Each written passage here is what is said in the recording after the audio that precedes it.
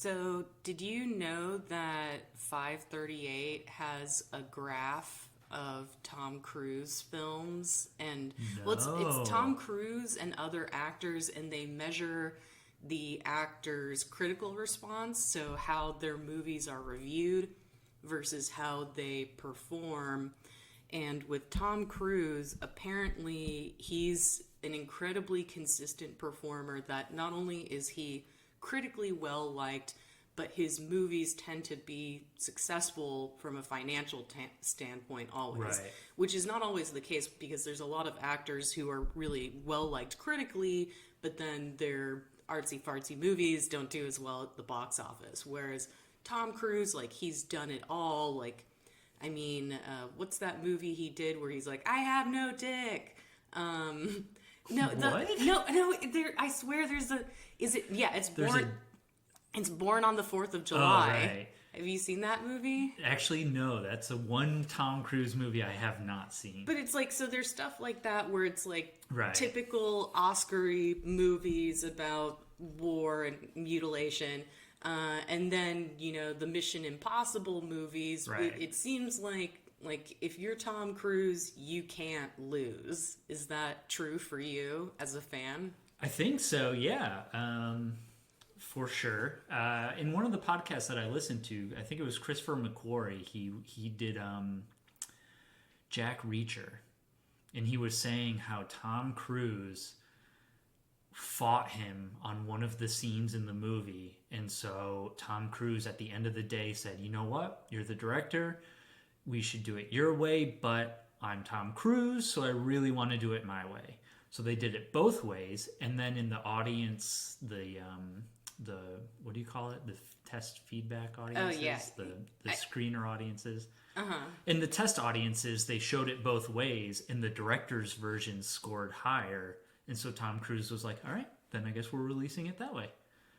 So it's like he just wants to make a good movie at the end of the day. So for you, that's exhibit A to Tom Cruise's humility as an actor?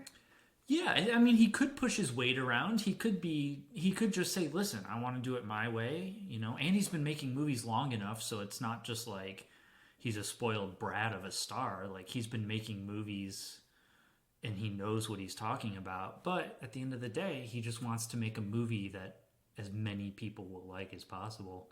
And if that means his idea is the one that doesn't get picked, so be it. Well, that is definitely a quality that we like in our romantic heroes, that's for sure. So shall we start the show? Yeah. Let's start the show.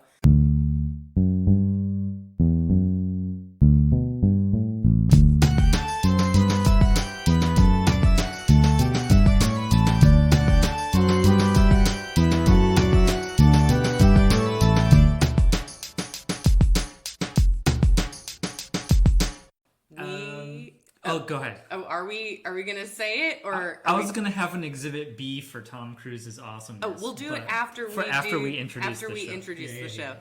We are Necromancer. I'm Shira. I'm a rom-com fan. I'm Bret. I'm a horror fan. And together we watch both genres, and then we turn those genres around. We reboot them. We make that rom-com a horror movie. We make that rom-com a horror, or that I said that before. We make the horror a rom-com, and this week we are focused on our boy Tom Cruise. That's right. So give me exhibit B to his humility. So I worked with someone when I worked at Southwest, and he told me a story about how he had a dog when he lived in his apartment. I think it was in Philadelphia. I could be wrong on that. I'm going to get a lot of details on this story wrong because it's not my story. He lived in an apartment, and the apartment was kind of like more of a hippy-dippy type complex where Like a co-op? Kind of like a co-op, I guess, but not really. It just, all the neighbors were very friendly with each other, and so he had this small little dog, and the dog would get out sometimes, but the neighbors all knew whose dog it was, so they would just either take the dog in or return the dog to the guy's apartment. And it was no big deal. So one day, this guy comes home. His dog isn't home. No big deal. He goes to his neighbor's apartment. He goes, hey, is my dog here? And the guy goes, no, I haven't seen your dog. So he goes, okay, that's a little weird. Usually the dog kind of sticks to one floor.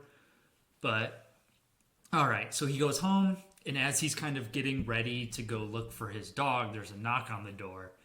And I'll give you one guess who shows up with the dog. Is it motherfucking Tom Cruise? It's motherfucking Tom Cruise shows up at the door with the dog. Mission Impossible theme music playing. Whoa. It turns out that this apartment building, they were doing the wrap party for the firm in the basement of the apartment complex. So this is like early Tom Cruise. So this is pretty early Tom. He's still a star, but it's pretty early Tom Cruise. Oh, I'm sure from the moment that he tried out for something, there's some fat cat smoking cigars being like, this kid's gonna be something. He's gonna be a big star. But yeah, so this guy, Tom Cruise, just found a dog. This super megastar, Tom Cruise, found a dog wandering the apartment complex and took it upon himself to find the dog's owner. And then he just chilled with my coworker for a bit. And then he was like, hey, you want to come down to the wrap party? And so my coworker got to go down and hang out with the firm. That's awesome. That's so cool. That is really cool. I mean, I have heard epic tales of Tom Cruise's kindness. Like, Right. Apparently, you've heard about the coconut cake, right? No. I've heard a bunch of stuff, but I've not. So apparently Tom Cruise has a favorite cake, this white chocolate coconut bundt cake. Sure. And if Tom Cruise likes you, then he will send you the coconut cake. And apparently there's some people where he sends them a coconut cake every year for Christmas or something. But that is his deal. He wants to share this cake with everyone he loves. Damn, that makes me sad because I hate coconuts so much. But if Tom Cruise offered you his coconut cake... I would eat it. Oh, I would eat it. I would force myself to eat every last crumb. Just knowing that it came from Tom Cruise. Yeah. So tell me, before we get into the movies, Sure. I'm really curious to know, how did Boy Meet Tom Cruise? Where did this love story begin? I don't know. I just Mission Impossible probably. I love the Mission. I think the Mission Impossible franchise is the best action movie franchise by far. And yeah, I don't know. I just kept watching Tom Cruise movies and I kept digging them, man. And I think Tom Cruise has an acting style that's not like any other acting style. Like, he's got a very cold, calculated style. But he's so polite. Yes, he is. But his style is not, like, when I think of Tom Cruise, I don't think of, like, you know, super emotional and method acting and, like, he really gets into his roles. I think, like, he manipulates everything about his style to give the performance. Like, he calibrates himself to fine tune his little facial tics and his little deliveries. Oh, he's a great face actor, Yeah. for sure. Oh yeah. Yeah, so I don't know. It's really hard for me to watch a Tom Cruise movie that I don't like. There's a few of them, but I feel like, though, he's kind of got, for lack of a better description, he's got a little tiny inner Nicolas Cage that peeks out sometimes. Like, Okay. like Tom Cruise can play it restrained, but like he has, I can only describe it as manic energy. Oh, that yeah. like comes out sometimes where you're like, this guy's fucking crazy. yeah, the Oprah jumping on the couch. Yes, but Crazy. that kind of crazy, but and then also inspiration for Patrick Bateman in American Psycho, crazy. But man, I was watching, I forget, I think it might have been Night and Day, and I was like, man, like how much better would American Psycho have been if we could have actually gotten Tom Cruise? Like, I mean, but it That seems would have been. at that point in his career, a heel turn like he did in Collateral, he just, I don't think he would have done that. Right. But yeah, I like that that manic energy that pops out of him sometimes. I actually love it. I think It's part of what makes him appealing. I don't think there's a better actor in terms of like having this kind of kinetic exposition delivery, which is basically like all the Mission Impossibles are him on the move delivering exposition. Oh, so like how Game of Thrones like to do sexposition where they would explain the plot well in whorehouses. For Mission Impossible and Tom Cruise, it's while doing action scenes and running. Yes. He's explaining the plot. Pretty much. I like that better than sexposition. I've never... No, I mean, it's a thing that I haven't seen in that many other shows, but that show in particular, whenever they had, like, political machinations or things that they thought would be boring to describe otherwise, right. They would set it in a whorehouse and then drape a bunch of female bodies around the... You know, I mean... Sure. I guess if you're doing a court intrigue type high fantasy, maybe that works, but I would much rather have Tom Cruise running and things going boom boom. Yeah. While he tells us how we're going to find the Zephyr. Question. So you found yourself falling in love with Tom Cruise. Oh, big time. But when did you know you loved him? I think it was Mission Impossible 3. So by the third one, you were like, Yeah. I love this man. Yeah. I will watch any Tom Cruise movie. Yeah. I think that's... Mission Impossible 3 was kind of peak everyone hating Tom Cruise because of his Scientology / Oprah / going crazy stuff. Mm-hmm. And man, that movie is so freaking awesome that I just... Do you think he was fighting to prove himself with that movie after all the bad press? I don't think he's ever been fighting to prove himself. I think he's just kind of... he steamrolled right past that. You know what I mean? Right. Like right. There was no acknowledgement of it. There was no kind of like overcompensation of it. He just went right back to work and just plowed right through that whole controversy. I like the celebrities that weather their scandals by just going out and doing great work. So it's like, There's really nothing to say. Like, I think Angelina and Jolie and Brad Pitt did that with Mr. and Mrs. Smith, where instead of the conversation being completely dominated by the scandal, it really then ultimately just became about their work and then the continuous work they did. Like, that's the best way to make people forget when you've done things that make them upset, is just make a movie that everyone loves. Yeah. Did you see Mr. and Mrs. Smith? I haven't seen it yet. I've seen the old version done by Alfred Hitchcock, which is hilarious. I would watch Mr. and Mrs. Smith simply because it's really rated highly among like the top lists of rom-coms. I would say it's very much along the lines of Night and Day in terms of like action, it's a movie rom-com. that should just be average, but it kind of elevates itself enough to be really fun and really good and just, you know, just a nice, charming movie. Yeah. Speaking of which, should we get into Night and Day? Yeah, you want to start off with Night and Day? Let's start off with Night and Day. So this is one of the only movies we've done where you saw the rom-com twice before I've seen it. So this is the very first time I saw Night and Day, but as a Tom Cruise completionist, you were already there. Did you see it? You said you saw it in theaters?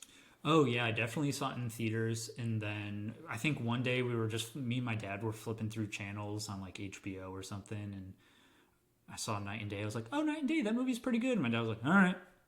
Did he like it? Settled on it. My dad does not like movies. The only two movies he likes or the only two genres he likes are Westerns and sci-fi monster movies. And when I say sci-fi, I mean like the Blob. No, like the channel sci-fi. Oh. So like So like the giant croc versus mega octopus and stuff like that. Oh, interesting. And so those are pretty much the only two kinds of movies that he likes. But from what I remember, I think he thought it was all right. Which is like a compliment, you know what I mean? From my dad, it's a compliment. Yeah, if he goes like, it's all right. If he says it's all right, that's funny. Yeah.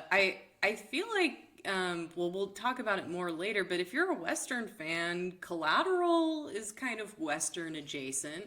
Yeah, it's got that sort of Westerny machismo kind of vibe. Oh, yeah. I mean, especially the ending, but we'll get to that. Man, Night and Day though, this movie surprised me so much. Like I was kind of worried that it would end up being like Leap Year, right? Where like I misremembered Leap Year and how much I don't want to say Leap Year was terrible, even though that's what I really want to say. What I would say instead is that a lot of the elements that I would have wanted to work just didn't work. Right. Leap Year was average. It was an average movie. It was an average movie. And like I've said before, with the movies that we've watched where maybe I haven't necessarily liked them, it just feels like they missed opportunities. Mm-hmm. Whereas with Night and Day, they took every opportunity they had. They used it. They sold it. They had so much fun with this script. Oh yeah, and did they have like an endless budget or something? Because the movie looks great. Tom Cruise apparently took a huge pay cut to do this movie. Oh really? Yeah, and so that kind of helps, I guess. That's interesting. I wonder what his pay comparative to Cameron Diaz was. Yeah, since pay disparities become a conversation these days. But yeah, like the movie looks great. James Mangold. I forgot he directed it, and he's. What has he done before? He did Walk the Line, and he did Logan. Nice. Walk the Line has a good romance in it too. Yeah. Classic. June Carter. June Carter, Johnny Cash. Yes. Country romance. But yeah, I mean, he sold me on the romance element of it. I mean, even though, like, again, like, I don't know why I keep coming back to Leap Year, because I guess that was our other actor episode that we did. Oh, yeah. Whereas, like, I mean, like, the amount of, like, heat in the movie, like, this is a way that people rate romance novels. Like, we're not approaching the steamy level where there's, like, sex in the movie. Like, they share like 2 kisses, but this movie did a much better job when it came to selling me on like why are these 2 characters going to be together, right? Like what works with them. Before we get into it further, should we do a summary? Yeah, let's go for it. So Night and Day, Roy Miller is shopping around a Kentucky airport when he spots June Havens, a mechanic who is flying home to Boston. She bumps into him once before security and then bumps into him again after security. Both times he is super polite and charming. June tries boarding an earlier flight to Boston, the same one Roy is on, but she's told it is full. However, behind the scenes, spy people are watching the 2 on security cameras and pull some strings to let June fly on an earlier flight. How mysterious. Ooh. On the flight, the 2 continue to chat and even flirt, but then June spills a drink on herself and goes to the bathroom, and then all the other passengers, and there's only a few, but all the other passengers and even crew turn on Roy, attempting to subdue him. Roy kills everyone on the plane, including one of the pilots who accidentally shoots the other pilot, just one of those things. June comes out of the bathroom, and Roy gently breaks the news to her that he has to land the plane. At first, she thinks he's joking, but quickly finds out he's not. After an emergency crash landing, Roy gives her a sedative and warns her to stay out of vehicles and to stay away from people pretending to be government agents who tell her they will keep her safe and secure. June wakes up to some notes and a very well-cooked breakfast. She goes to shop for bridesmaid dresses with her sister for the wedding on Saturday, her sister's wedding, but is pulled aside by some government people who want to know more about Roy. Despite his warning, she gets into the car with them, and they promise to keep her safe and secure. That's what he warned her about. He warned her they would say that if they were going to kill her. So the moment she starts to get suspicious, boom, someone attacks the convoy. It's Roy. That's right, baby. So all the men in the car die, and June has to drive from the backseat while Roy is on top of the car, jumping from car to car, back on top of the car while dispatching other agents. Finally, they stop the car, and Roy is killing the rest of the bad guys, and June runs to Rodney, her ex-boyfriend, almost fiancé, and goes to a restaurant where she explains all the craziness that just happened, and he thinks she's just stressed about the wedding. Okay, can I just say, I knew Rodney was not going to help us at all because he will be immediately recognizable to any Buffy the Vampire Slayer fans as Riley, Buffy's stupid college boyfriend. Blucas. Me and my wife have a running joke about Blucas because he's such a doof in the show, and then Blucas is such a doofy name. But yeah, when I found out it was Blucas who was Rodney, I was like, you recognized Sonia! it too? Well, no, I didn't until after, but I was like, Sonia, guess who's in this movie? Blucas! June is having sort of lunch dinner with Rodney, and then enter Roy, who gets along with Rodney quite well until he snaps and takes June hostage, begging Rodney not to do anything. But of course, as they go out to the car, Rodney follows and Roy shoots him in the leg. But a clean shot, probably the best thing that'll happen to him all movie. In the car, Roy tells June she is now on camera being hostage and that will help her, but she freaks out and asks to be let go. So they go to a parking garage. He offers to let her go and that her chances are better with him. And I love that part. With me, without me. With me, without me. Yeah, that was so great. That was a great Tom Cruise joke. Like, perfect again for his manic energy. Right, yeah. His very manic energy and his sort of like very well calibrated line deliveries where it's just like so rehearsed to the point where it's so fine tuned and just spot on. Like, I love it. So she reluctantly agrees to tag by his side. Next, they go to a warehouse to meet up with Simon, a crazy inventor guy who invented some crazy thing. At the warehouse, they are attacked and even kidnapped. Before captured, though, Roy once again drugs June. Ugh, that drugging. We're going to talk about that, but I'll right. wait until the end. During her drugged-out haze, June sees Roy swinging upside down, and then he's free, and then they're on a plane, and then it's crashing, and then they're on a boat, and then they're on an island, and he's coming out of the water with fish. She freaks out and walks away grabbing her bag, first observing a weird address on Roy's phone, but then trying to take a call from her sister. When she takes the call, though, their location is tracked, and quickly, or after a quick little play fight, they are attacked by more bad guys.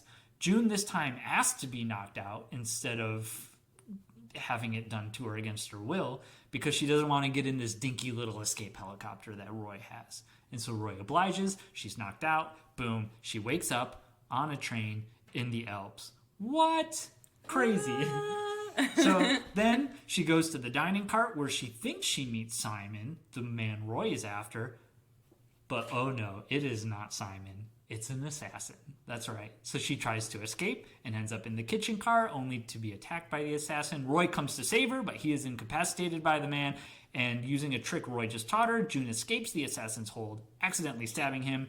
And then before he sort of terminates her by pulling the knife out and stabbing her. He did have a very T-1000 attitude.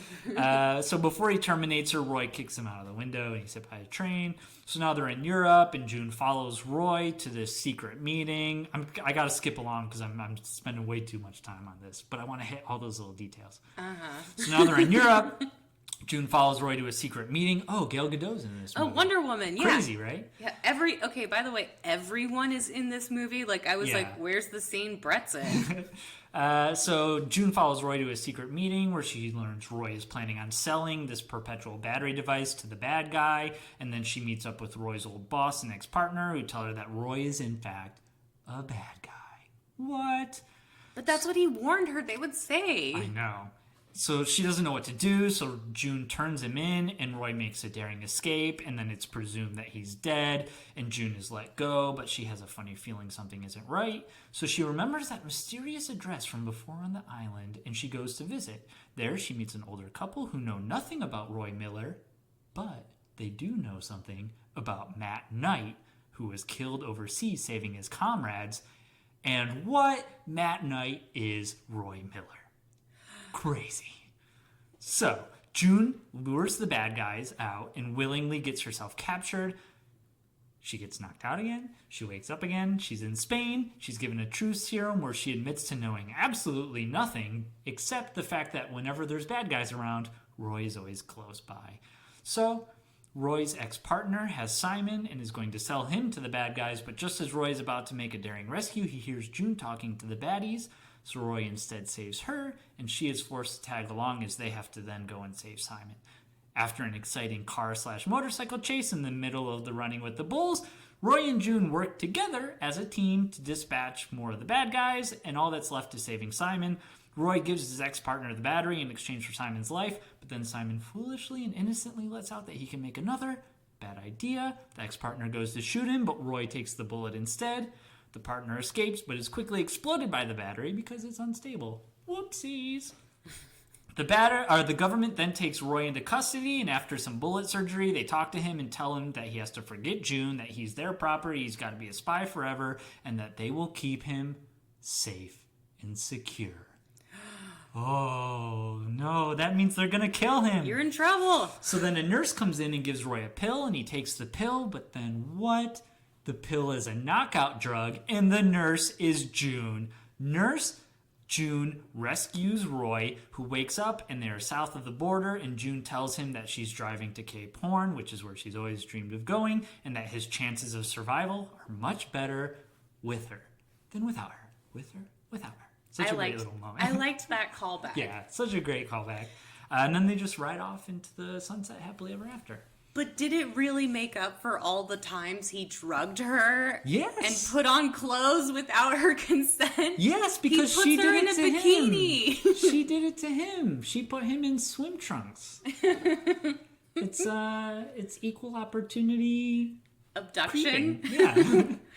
Yeah. I this episode I feel like could be abduction tropes part 2 because both Right. Night and Day and Collateral are hostage or abduction movies, and I definitely feel like in 2020 we're looking back at movies like this and seeing it as like, okay, well, the abduction trope isn't cute anymore. Yeah, but I think her reaction to it is like she has an appropriate reaction to it where he's like, what's the big deal? I put you in a bikini. And she's like, no, that's a big deal. And she runs away. And then she kind of is forced to come back. And then there's some flirting. And I mean, you know, yes, she maybe forgives him a little too fast. But her reaction to it is kind of like, no, that's not okay. That's true. Like, I definitely feel like, I mean, we're in a continuum and we're evolving. Like, if this movie had been made in the 80s, probably with Kurt Russell and Goldie Hawn, right.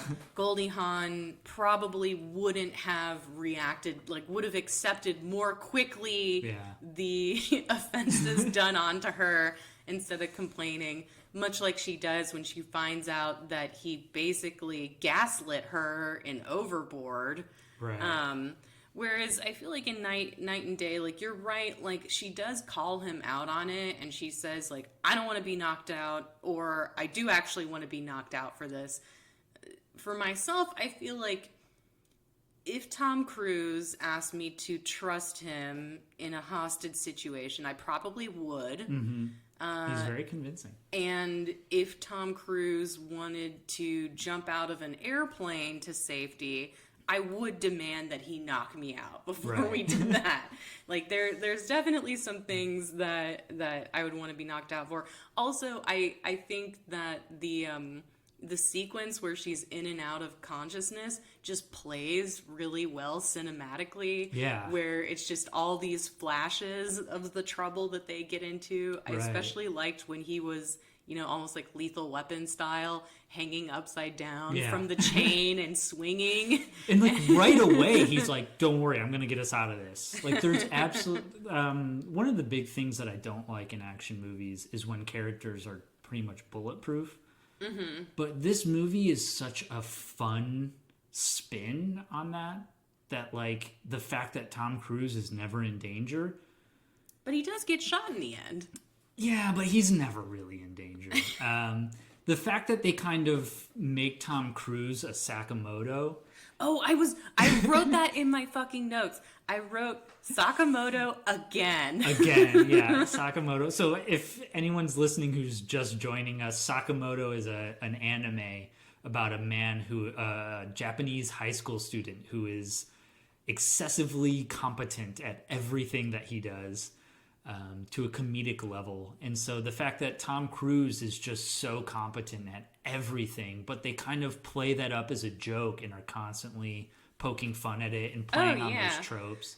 But I also feel like the key to as I'm going to call it from here on out, the Sakamoto hero is not only is he excessively competent, he's humble. Right. He doesn't call attention to himself, and he's incredibly polite.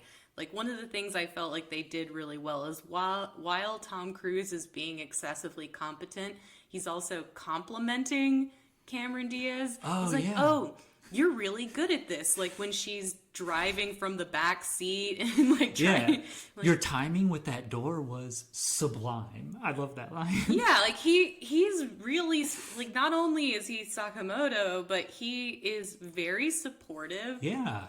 And then he does something important that Blue Kiss / Rodney does not do, which is he listens. Yes. He pays it. I mean, maybe that's because he is an agent and it's his job to spy on people and listen to them. So he's a much better active listener than some. But he pays attention to what June says. He knows about her dreams, her desires, about her sister's wedding. Yeah. Yeah, like right away from the very beginning, he's very competent with all of that stuff. Yeah, it's very nice.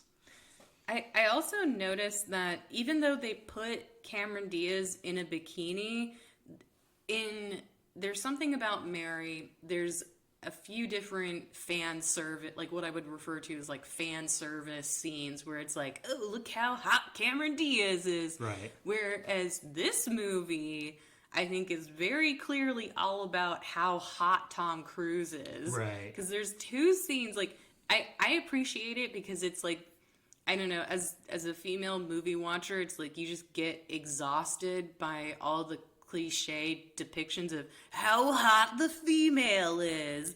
For it to be about how hot Tom Cruise is kind of a refreshing change. But there's two scenes. There's when he takes off his shirt to look at the bullet that's in his like abs. Like he literally the plane has just crashed and he like takes off his shirt and then flexes and is like, "Oh yeah, I got a bullet here, but I'll dig it out." Like it's he just flexes it out. Yeah, it's very manly. And then the other scene when he's coming out of the water like a Bond girl. Yeah, I was gonna say the Ursula Andrews. Is that her name? The Ursula Andrews moment. I guess so. Yeah, Doctor No. He definitely had an Ursula Andrews moment. Yeah.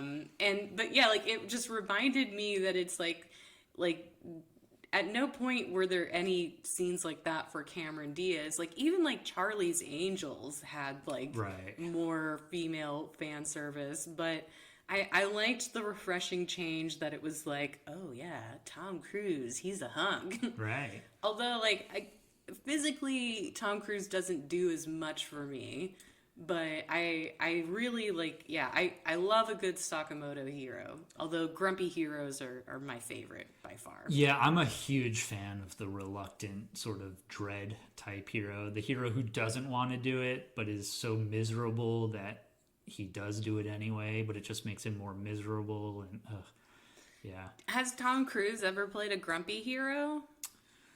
I don't know. That's a good question. I'd have to think about it, but I don't know. I can't think of one off the top of my head. I guess not. I mean, is he grumpy in Jerry Maguire? That movie. I was so scared that you were going to pick Jerry Maguire for the rom-com. I hate that movie so much. Well, you convinced me that it's not a rom-com. It's... I don't know. I think it's more of a rom-com than you think it is, I think. Really? Yeah.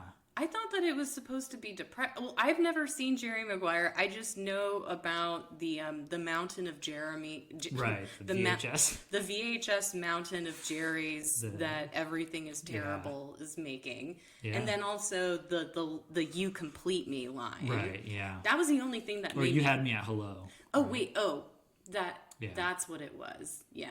Yeah. Are both of those lines from that movie? I can't remember.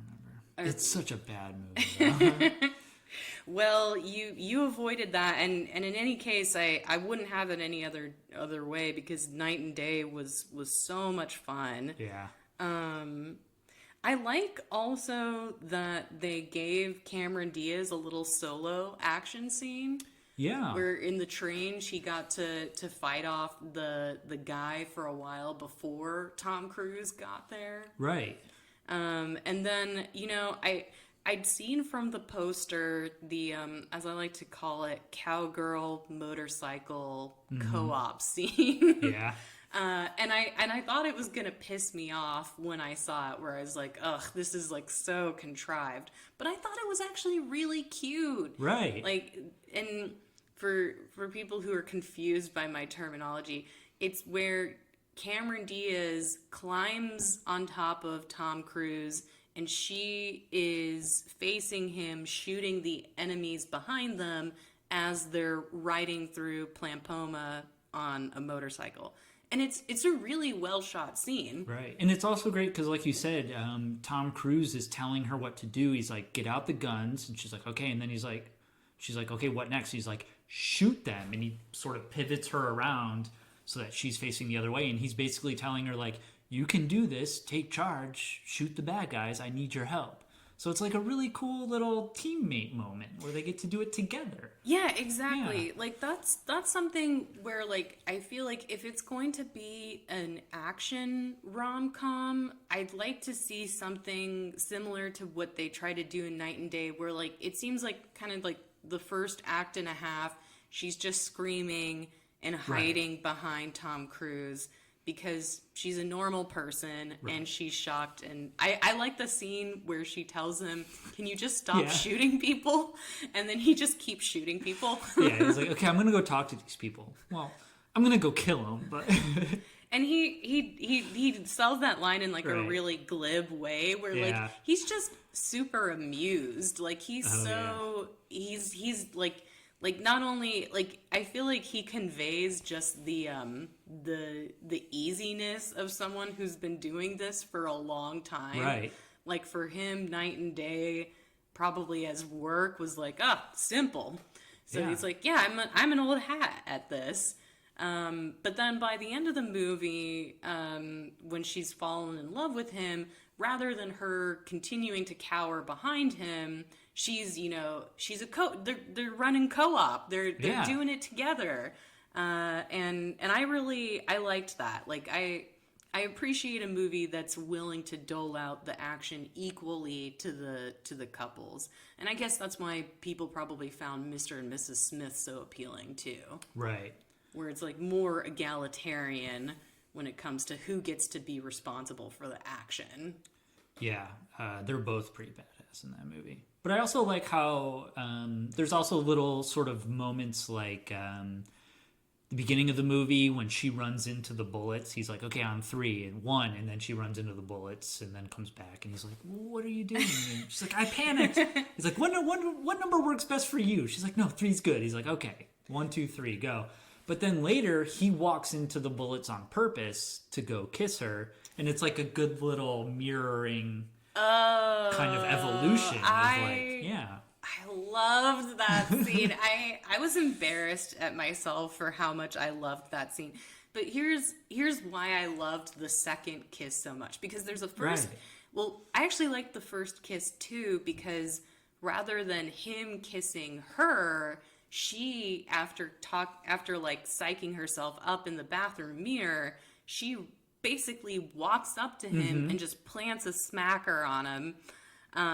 And I liked that kind of, that initiative on the heroine's part. But then in the second kiss scene, she's still, I mean, well, both Tom Cruise and Cameron Diaz are really funny in this movie, but Right. I mean, she in particular, I think is really bringing the comedy to the rom. But she's still on the truth serum. Right. And so she's like, you don't seem happy to see me. And she's all high.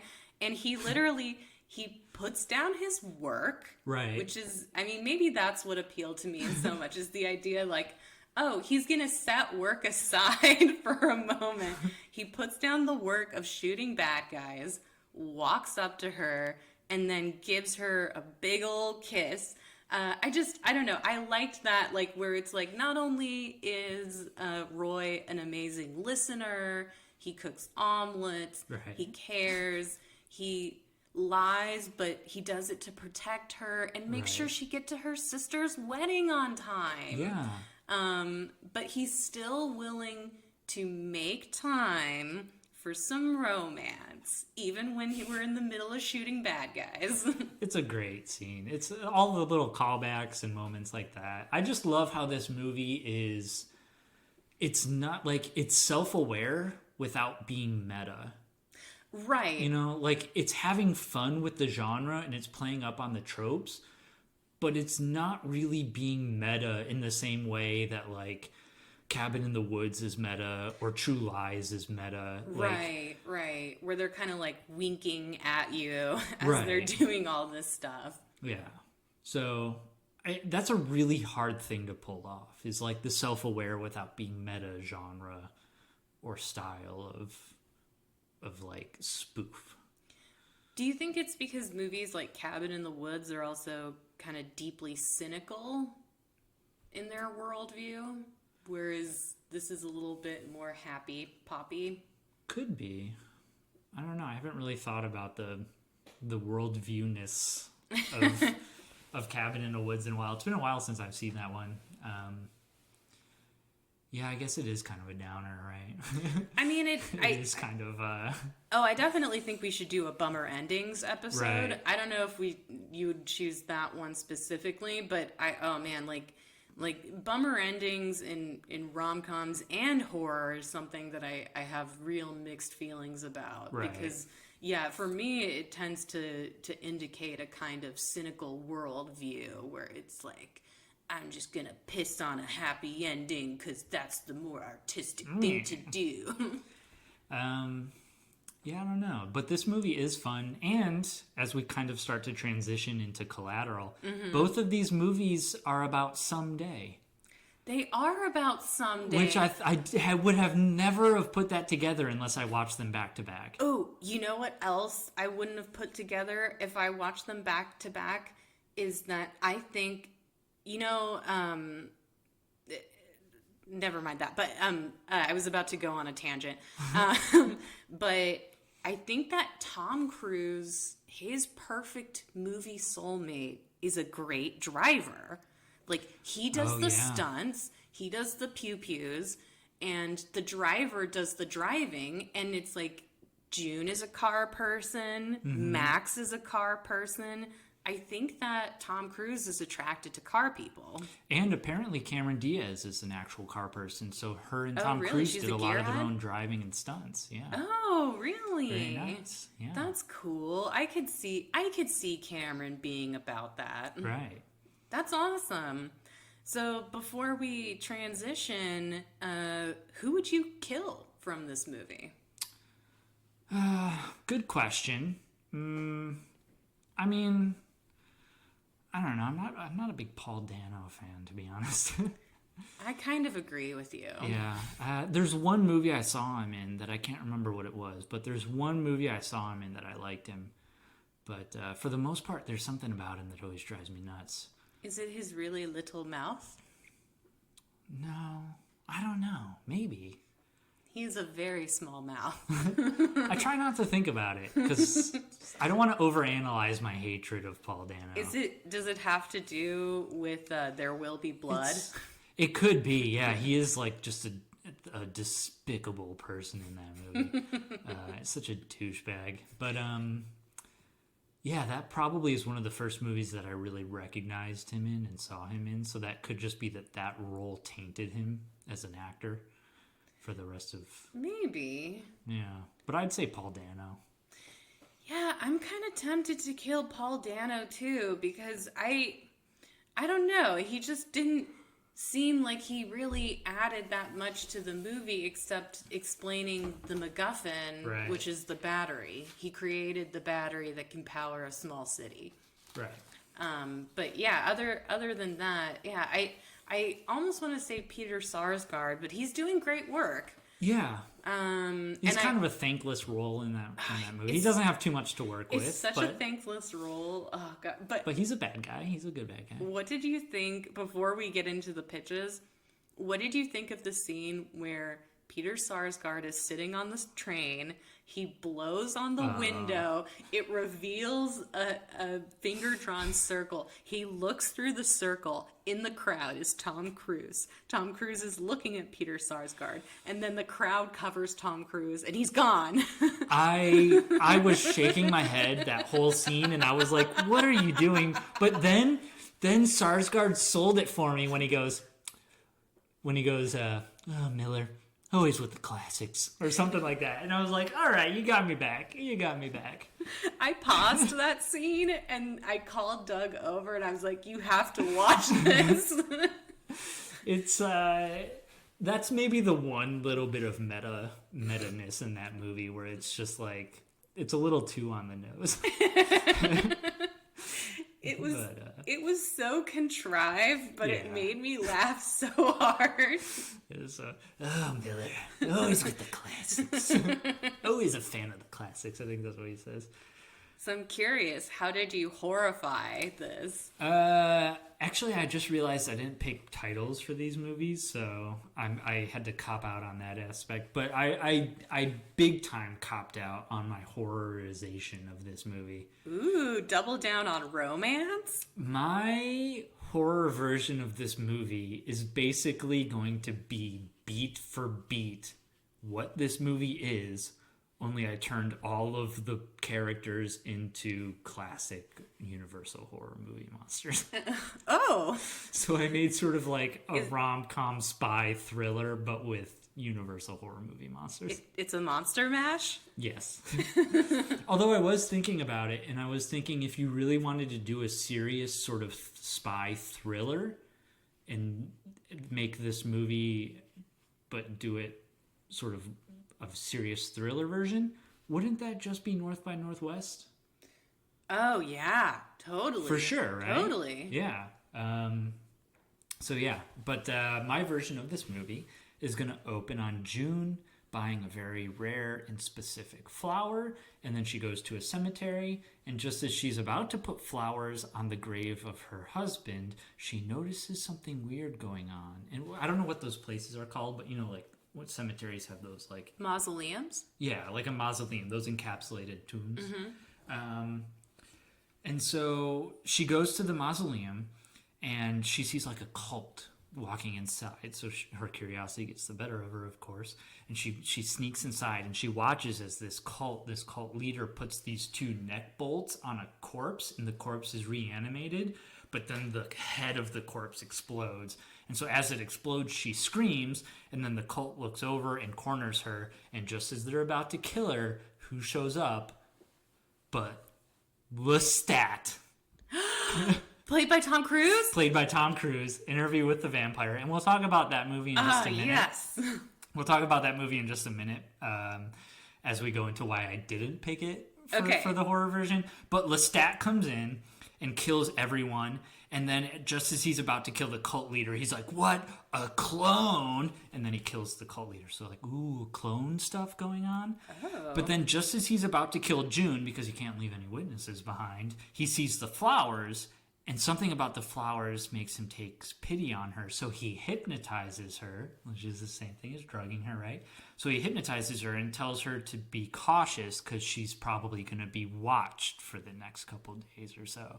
So then June wakes up, and she goes about her business, but she can't help shake this feeling that she's being watched. And so she's on the street, and she's like, I think I'm being watched. So she ducks into a church, and then she goes to the holy water. You know how you're supposed to do that thing in a church where you put your hand in the holy water and make the cross? Right. Well, she puts her hand in the holy water, but then she like splashes it behind her, and then a face emerges in midair, and it's the Invisible Man. Oh, What? That creep? yeah. So the Invisible Man's been watching her. So then the Invisible Man kind of gets dressed and puts his bandages on, and he's giving her the lowdown, which is basically that Lestat and the Invisible Man used to work for, the government agency that's like, So this is like League of Extraordinary Yes, Gentlemen. exactly. They worked for the League of Extraordinary Gentlemen, and they used to be partners, and Lestat is a bad guy, and he's trying to harness the power of Dr. Frankenstein to create an undead army. Oh. And so then she's like, why did he let me live? And the Invisible Man's like,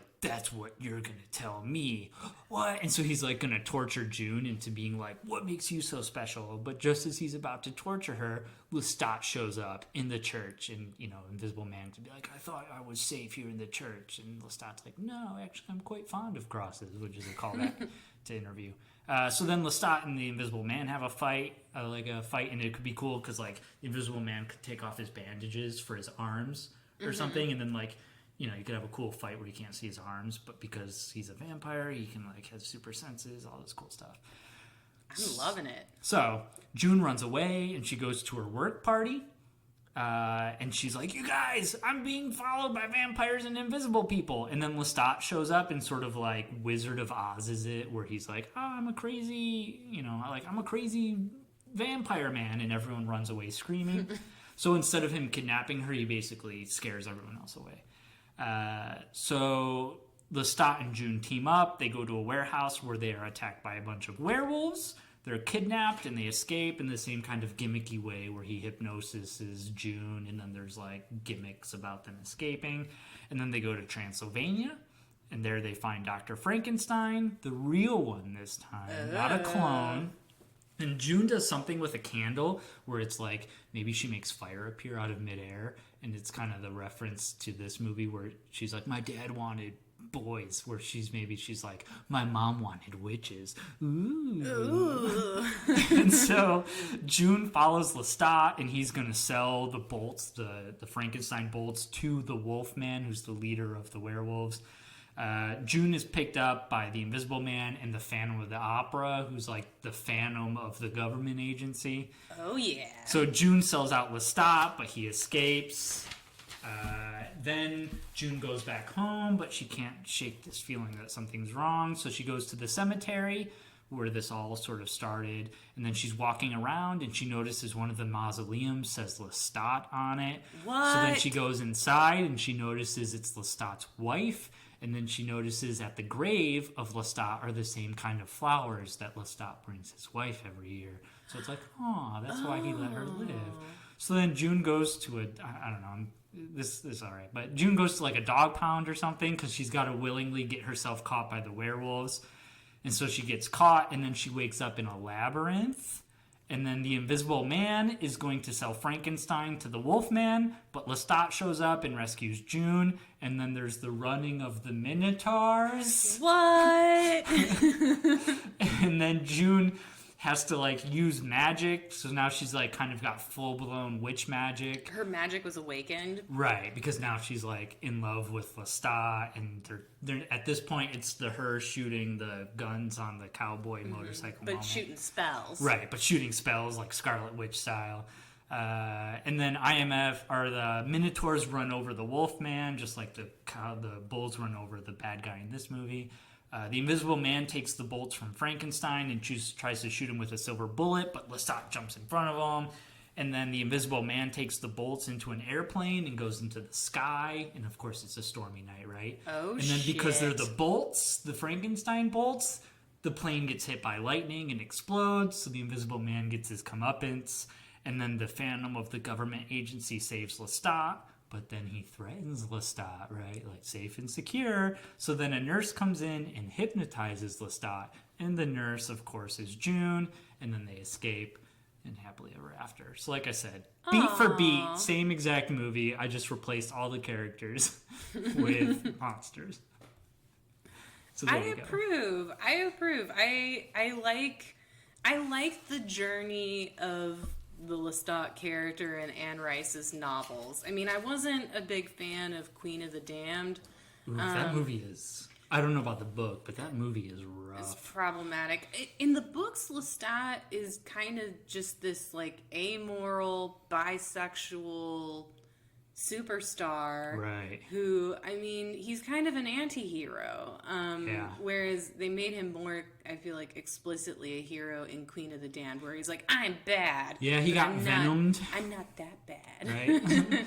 Like, yeah, because Venom's a bad guy, Venom too. is totally a bad guy. And then he became so popular that they're like, well, I guess we kind of got to make him a good guy.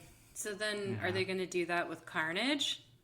I don't know if you can do that with Carnage. I hope not, because the Carnage backstory is one of my favorites. Yeah, it's pretty cool. Yeah, no, I mean, and you really, when the person in the symbiote suit is a criminal, it's kind of hard to, like, then make it a hero. But yeah, no, they did Venom him in that movie. But yeah, I so you were about to say, why not Interview? Well, we can get into that. Oh, after, we can get into that in the end, I guess. But should I do mine? Yeah, I can't wait to hear it. So mine is similar to yours in that I picked up a lot of the same beats, right? But maybe I also am not a Paul Dano fan because I combined June and his character into one person. Yeah. So I was like, we don't need two different people for Tom Cruise to target / save. Right. One is enough. And then I decided for the title to, just as Night and Day is the name of, like, a classic song, I named this movie The Night Has 1,000 Eyes. Okay. Which is, who sings that? It's like an old standard. Gotcha. But yeah, I just was like, also, why do they call this movie Night and Day? well, because his real name is Night, and she's June Day. No, she's not June Day. I'm just kidding. I know. It drives me nuts. Her last name is Haven. Yeah, why is this movie called Night and Day? Her name should be Day. If her name was Day, I would be totally fine with it. But instead, it's just like, because Night and Day. Oh, yeah. Well, I mean, Night and Day is like an old love song, like, night and day, yeah, but you are the one. Did they use that movie, or did they use that song in the movie? No. So, it drives me And then nuts. you don't even learn that Night is his name until the end of the movie. Well, that I'm fine with, but... And then he has the little knight. Right. Yeah. Right. Because it's the only piece of his original identity that he decided to keep. That, I don't know, that was cute. But yeah, so I was like, the night has 1,000 eyes. Gotcha. That'll work. So first act, very similar to the first act in Night and Day, but small changes. June Haven is a brilliant scientist with a passion for classic cars. Mm-hmm. She invents a small, high-powered battery to power her classic cars electrically instead of using gas, and quickly realizes that her battery is much more powerful than being able to power just an old Grand Prix. Right. And then things start to go bad fairly quickly. June is fired from her university job with no warning. Someone breaks into her lab and trashes it. She also begins to notice that she's being followed, and she can't take it anymore. She decides she's going to take a trip to Wichita to get some old car parts. And then at the airport, she bumps repeatedly into handsome Roy Miller, played by Tom Cruise. June is flattered by his attentions and continues to flirt with him on the mostly empty plane. While she's in the bathroom, Roy reveals his true nature. He's a cold-blooded mercenary hired to kill June and take the battery. He unloads on the other members of the plane, secret agents tasked with following and protecting June without her knowledge. Mm-hmm. June comes out of the bathroom, sees everyone dead, sees the plane is going down, screams, and is knocked out by Roy.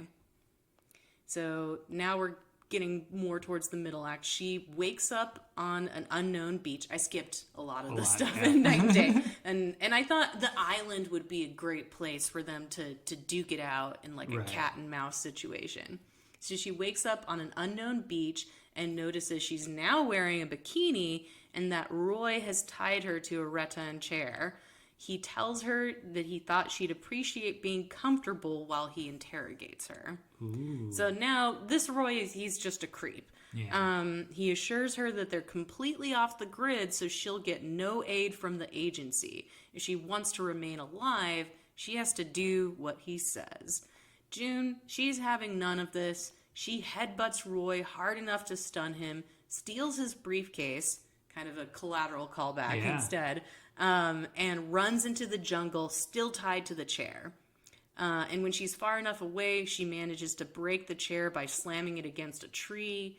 And then she looks through Roy's briefcase and finds photos of herself taken with a zoom lens from far away. Creepy. Roy has been watching June for months.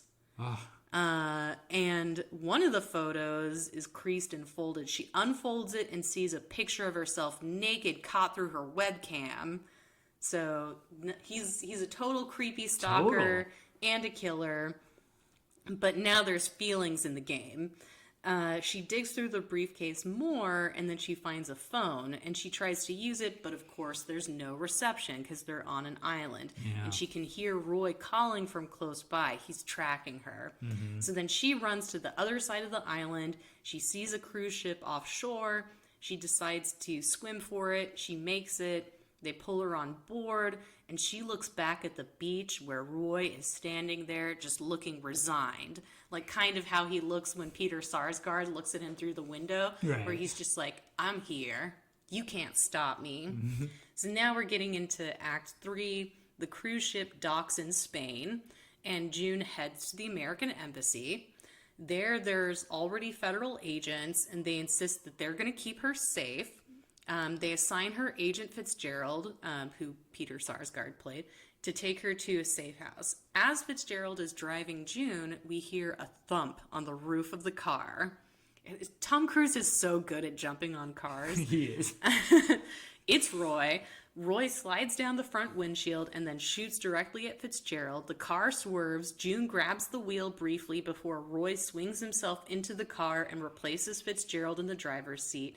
Again, things Tom Cruise is just amazing at. And Roy says nonchalantly, "Hi, June," kind of like he does in Night and Day, where he's like, "Oh, hi, June, how's it going?" June tries to jump out of the car, and then Roy pulls her back in, saying, "Now, don't do that." And for some reason in this final bit, I just started writing dialogue. I don't know why. Sometimes inspiration hits you. I guess so, especially for fake movies. For my real movies, inspiration is not there. And he says, "I'm just after the battery. You know that." And then she questions him, and she's like, "Is that true? Or would the pictures you keep in your bag tell me otherwise?" And then Roy says, "Those are private," which is ironic since he's spying on her. And then she says, "So was my life until you put 1,000 eyes on me." Title callback. Nice. And then he says, "You did that when you created the battery." And then she says, "You can fucking have it then." And she hurls the battery at Roy's face. He swerves. June takes his gun, successfully rolls out of the car, shoots the car's gas tank, and then walks away from the explosion. Crazy. I think Cameron Diaz could do everything that this pitch demands of her as well. Oh, yeah, for sure. Yes, but so she makes it out alive, and Roy is dead. Or is he? Oh, that would be such a great. Okay, yeah, I would add on to that post-credit sequence there the where hand coming out of the burning car wreckage, something like that, or like the firefighters excavating the vehicle and them being like, "There's nobody here," and then Roy is standing by the side of the road smoking a cigarette. There is. Oh, I was gonna say there is a body there, but then it's Fitzgerald's body. Oh yeah, that's right. That's right. It's just Fitzgerald's body. There's no Roy. But yeah, I would definitely. I feel like if if Tom Cruise played a movie monster, I mean, not Lestat, but an actual like villain, he would be unkillable. Like he's the type of villain where I'd be like, he ain't dead. Like, I mean, even in Collateral, like, are we sure? Right. Oh, he's so good in that movie. Yeah, you want to get into Collateral? Let's get into Collateral. Sure. So I think the big elephant in the room is if you're going to pick a Tom Cruise horror movie, why wouldn't you pick Interview with the Vampire? Yes. But when we were picking movies last week and you said, oh yeah, Collateral, I was like, oh shit, let's do that movie. Because one, you had never seen it. And That's two, I am such a huge Michael Mann fan. I am a Michael Mann boy through and through. Through and through. I love pretty much every movie he's ever done, even the quote-unquote duds. I just love all of his movies, and Collateral is one of my favorites. What are the duds? What are the bad man movies? Well, I don't think Public Enemies was too critically well received, but I like that movie. It's a really interesting movie. And then Black Hat was kind of a dud. And Miami Vice kind of... Oh, he did that movie too? Yeah, that movie kind of... When it came out in theaters, it was kind of all chopped up, and the director's cut on DVD is a lot better. It clears things up, yeah. But that movie's kind of had a cult following grow behind it. It's a great movie. Interesting. Miami Vice. I saw that in theaters, and I would agree with you that the cut for theaters version was very confusing. Very confusing. And it's really just like Jamie Foxx and Colin Farrell standing on Miami rooftops wearing silk shirts or something. Like, right. Yeah, the cut, I forgot. I don't know if you can find the original cut anymore because they just released the director's cut, which is the good version. But yeah, they I guess they chopped it up for whatever reason to help with pacing, even though Michael Mann's script for that movie is very tight in terms of like A leads to B leads to C leads to D, like all of this really sort of heavy undercover police work going on, and they have to do all this stuff to get undercover and then keep their cover and all this crazy stuff that if you start screwing with the syntax of the movie, it just doesn't make any sense. right. So I remember coming out of that movie theater going, that movie made no sense. But if I watch it now, I'm like, no, that movie makes perfect sense. So I don't know.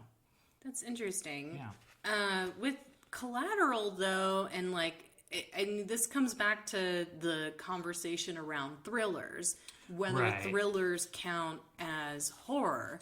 And I would argue that I agree with you that they do, and particularly in the way that the final scenes of Collateral were filmed, and the music cues, the way they shot it, the way that they orchestrated the music around it, it's like very by the book horror scenes. Right. Where like I felt like I could have been watching Scream. Yeah, it turns into like a slasher villain hunting down his prey. Yeah. Yes, absolutely. It's so good. So I feel like it counts. What do you think? Yeah, no, I agree. It's a little bit of a stretch because it's also got the action-y kind of plot and stuff like that. Like, it's a little action-heavy for being just a normal thriller. But, and I mean, last week I picked The Aura, which is kind of a non-traditional sort of thriller, non-horror-y movie too. But I don't know. I mean, I hadn't seen Interview with a Vampire in years, probably a decade at least. So I rewatched it just to kind of have an opinion on it for this podcast. Right. Oof. What's your opinion? It does not hold up. Really? It was kind of a slog, man. I could not get into it. Well, the problem is that Lestat dies, and then the movie goes on.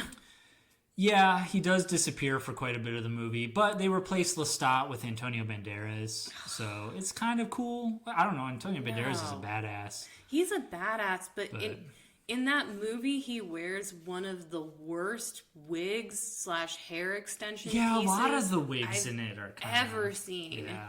It's truly it's a bit of a cheesy movie. It's a bit I don't think it holds up. It is cheesy, but you know what? I would argue that there are some good cruise scenes, like particularly the scene when Lestat finds Louis in the house, like the plague house where he was hanging out. And then Lestat begins dancing with the dead body. With the mom, yeah. With the dead body of the mom and acting like he's having the time of his life. That, I think, is a great Tom Cruise moment. Or in that movie when Louis and Claudia they think they kill Lestat, and then Lestat comes back, Right. and he's like playing on the piano and so explaining what his life was like, feeding off of swamp rodents, and like I really enjoy Tom Cruise playing a bad guy. Maybe that's why Collateral seemed like such a good choice, because he's such an unrepentant bad guy. He doesn't play too many bad guys, but in this movie, he is 100% heel for sure. I love it. I want him to play more heel roles. Yeah. And well, I guess you could count Tropic Thunder in that, which, it's so good. He's so good in that movie. Again, like I feel like now that Tom Cruise has been around long enough, he's not like a John Cena where he can never play a heel ever, because there's so many people counting on him as a face.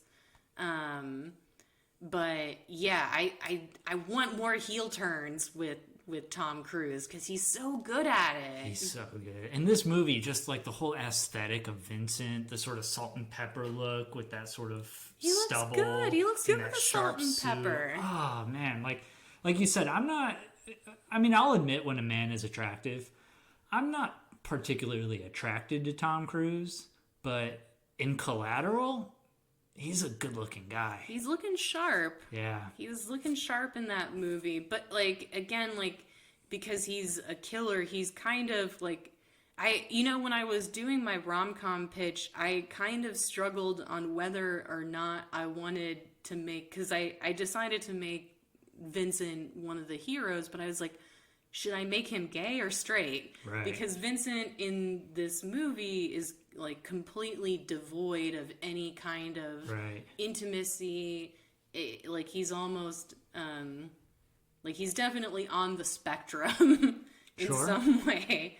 But yeah, the way they did his character was great, and his whole thing about I Ching and like fate, and they really fleshed out his character well. Like, and they did the same for Jamie Foxx too, where they made everybody's motivations extremely clear. Yeah. And like everybody had a job to do in the movie, and they did that job. There was no place where I was like, why is this character here? It's a taut thriller. Oh, it is very taut. Very taut. Or tight. He just gives you just a locked script. And then this is another movie where everyone was fucking in this movie. Yeah, man. I always forget Mark Ruffalo. Mark Ruffalo hanging out. Academy Award winning Viola Davis is also in the movie. Or wait, no. Viola Davis was in Night and Day. She was in Night and Day. Viola Davis always picks these weird movies to show up in, where she's in the most schlockiest, B-est of movies, but then she also is an Academy Award caliber actress who is in good movies. She, like Tom Cruise, is a hard-working actor. Yeah. And weirdly enough, I was looking them up. They're close to the same age. Even though I think Viola Davis has basically looked the same age for decades. So is Tom Cruise. So is Tom Cruise. That's crazy. But yeah, he's actually older than her by a few years. Oh, wow. Yeah, no, there are a lot of, not just Mark Ruffalo, there were a lot of like interesting cameos in Collateral that I was like, oh, this person's in this movie. So let's to start off the movie. Let's talk about who starts it off. What?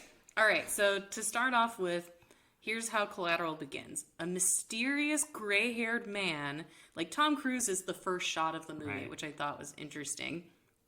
A mysterious gray-haired man played by Tom Cruise lands at LAX and bumps into an equally mysterious man played by Jason fucking Statham. What? And, like, just to Michael Manboy out, Jason Statham playing the transporter, basically. Is that a Michael Mann movie? No, but, like, the fact that we get Jason Statham playing the transporter in a Michael Mann movie, even if it's just for 15 seconds, it's just, like, the coolest little, like, what-if universe kind of thing. I love it so much. I loved it. Like, I feel like, I wonder if when this movie aired, I think 2004 was when it was released, if Jason Statham was as recognizable then as he is now. I don't think so. I'm really trying to remember. I think when I saw the movie in theaters, he might have been like, oh, hey, it's that guy. But he wasn't Jason fucking Statham. Like, right. Yeah. Whereas, like, you watch this movie now, you see them bump into each other, and it's like, okay, clearly these guys are assassins. Like, right. They're both huge. Well, Jason Statham plays a transporter. He's transporting the data to the guy. Like, it's just... Transporter 2 is a great movie. 1 is good, but 2 is freaking great. I'm more of a Crank fan. Oh, Crank is so good. Crank is so good. No, I know. I love it. But yeah, so that's all we see of Jason Statham. He's the guy who switches briefcases with Cruise, and he tells him 30 seconds tops, but... Yeah, but But what a delightful 30 seconds. Oh, it was a delight. So they clearly work for the same business. We then cut to taxi driver Max, played by Jamie Foxx. He's just starting his night shift. He has an annoying fare played by Debbie Mazar. You know Debbie Mazar, right? Entourage, right? Yes. Yeah. And some other guy before he picks up Annie, a state prosecutor played by Jada Pinkett Smith. They're vibing. They're having a good time. So much so that Annie ends up giving Max her business card before she leaves, inviting him to call her. And then Max remains parked outside her building when the gray-haired man enters his cab. He tells Max his name is Vincent. Vincent offers Max $600 to drive him around the whole night to his 6 stops, and Max reluctantly agrees. The first stop is an apartment complex, while and Vincent tells Max to wait in the alley. And then while Max is eating a sandwich and flipping through car catalogs, a dead body falls on the roof of the cab. What? I mean, for me, this is, again, a point in the horror category, just because the shocking, the spooks. Yeah. And then Vincent comes out, and he immediately admits that he shot the man. Red light Max. I love that line. That line, and then the line right before it where he's like, I shot him. The fall and the bullets killed him. That's a very Michael Mann kind of thing, too. Yeah, no, there's some great little lines in the movie. And then, so Vincent does the red light thing. He threatens Max with a gun and makes him hide the body in the trunk of the cab. And then Max drives with Vincent, basically holding him hostage. They get stopped by the LAPD, but Max is able to talk himself out of the ticket.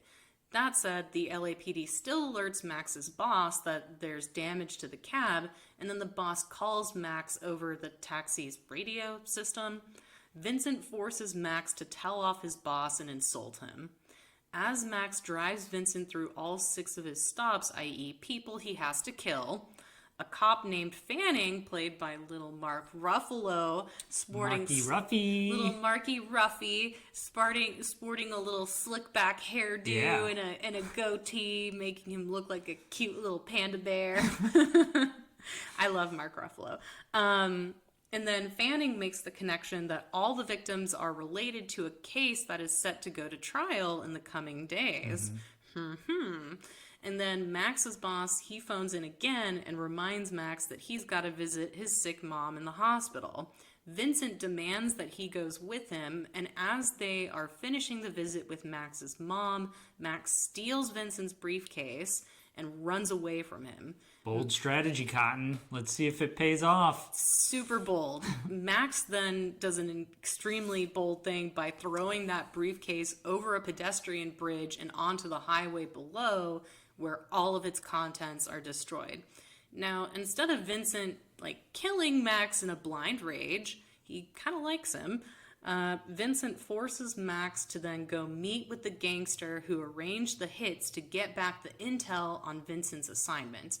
Max gets in by pretending to be Vincent, and he sees Felix, the gangster played by Javier Bardem. Whoa! I imagine this is like pre Coen Brothers. Oh yeah, Javier.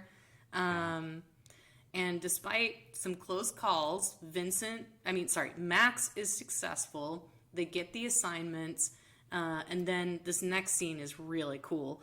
I love catnip when it comes to action movies. For me, is anytime there's a shootout in a club, like when they did it in John Wick, and then when they do it in this movie, it's great. There's a little fight scene in Miami Vice too.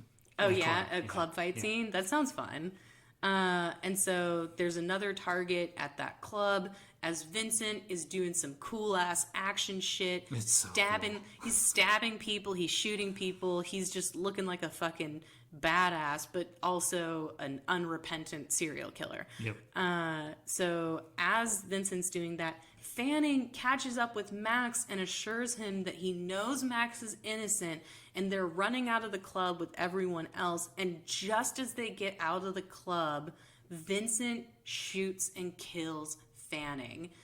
Heartbreaking. So this is so heartbreaking. And then for me, this is another point in the horror category, because for me, some of the most poignant things in horror is when there's a loss of hope. Yeah. Like you think that that's your chance.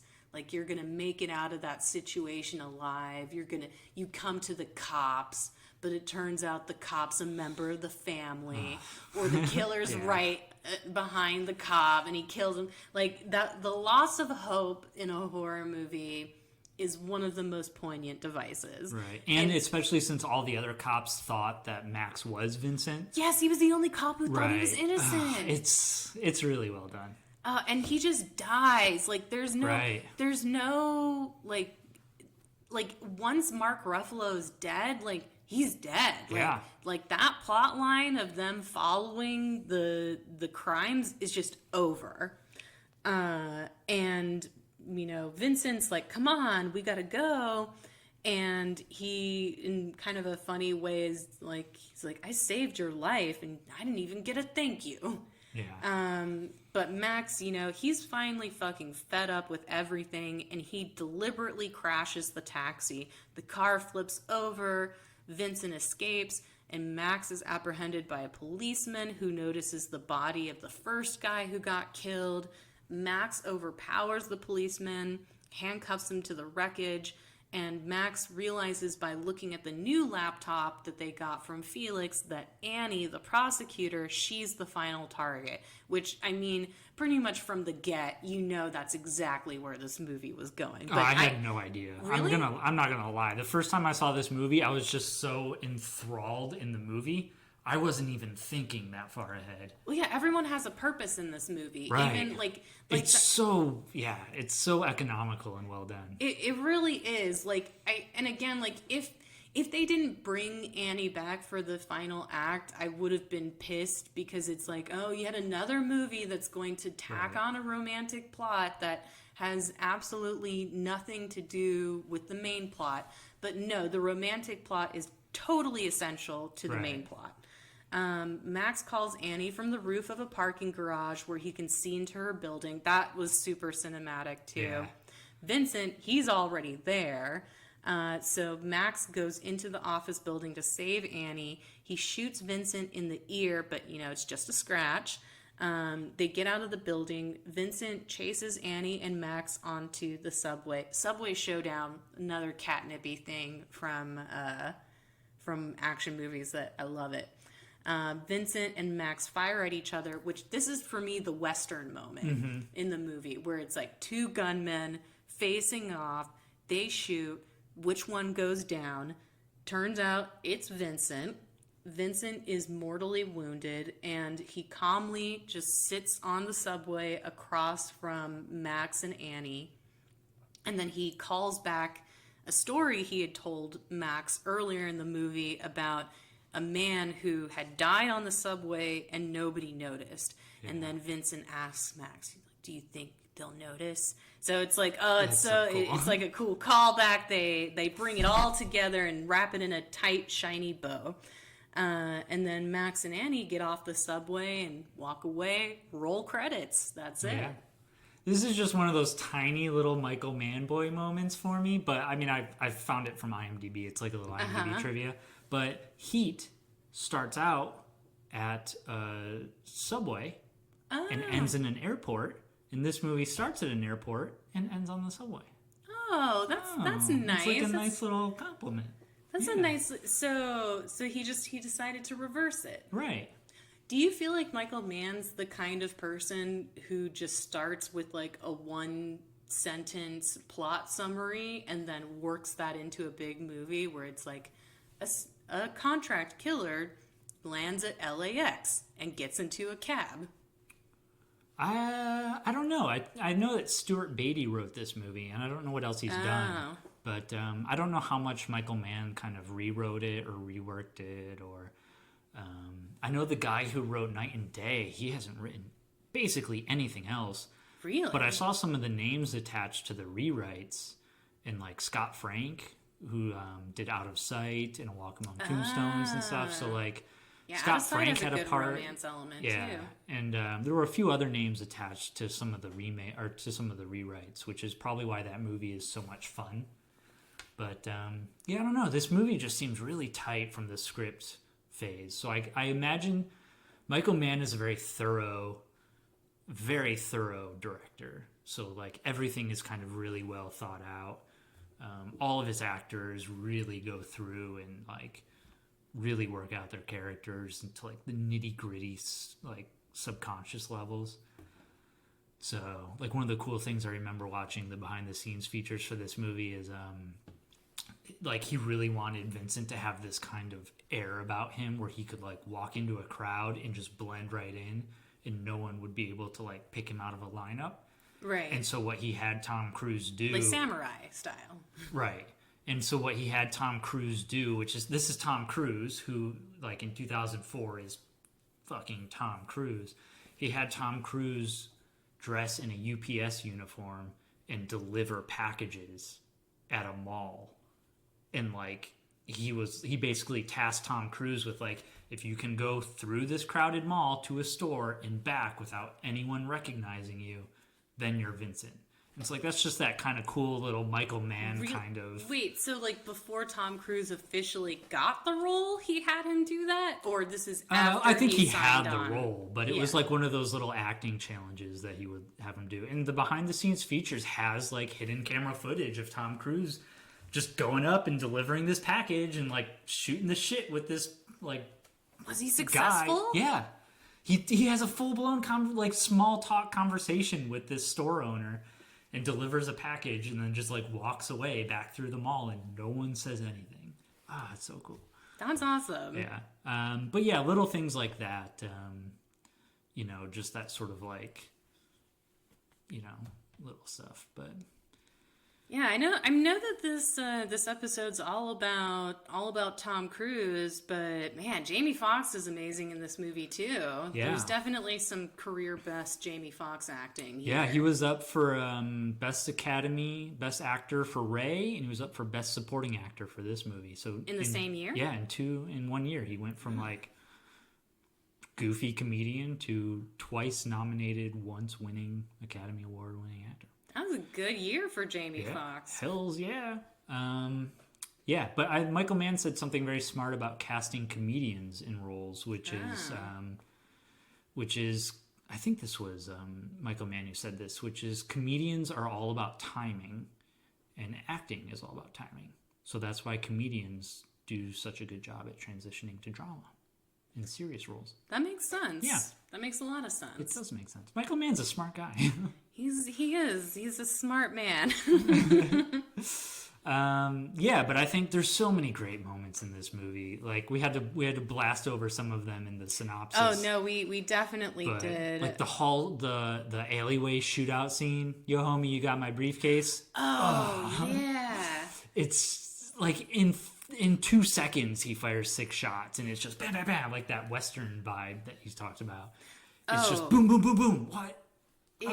Is perfect because like it's like the perfect contrast between the like posturing of these like street toughs where they're like, yeah, we're bad. He's like holding the gun sideways, and then Tom Cruise, like a fucking samurai, just fires it off with no like with the super efficient, smallest body movements ever. It very John Wick. I really liked that scene too. Is so great.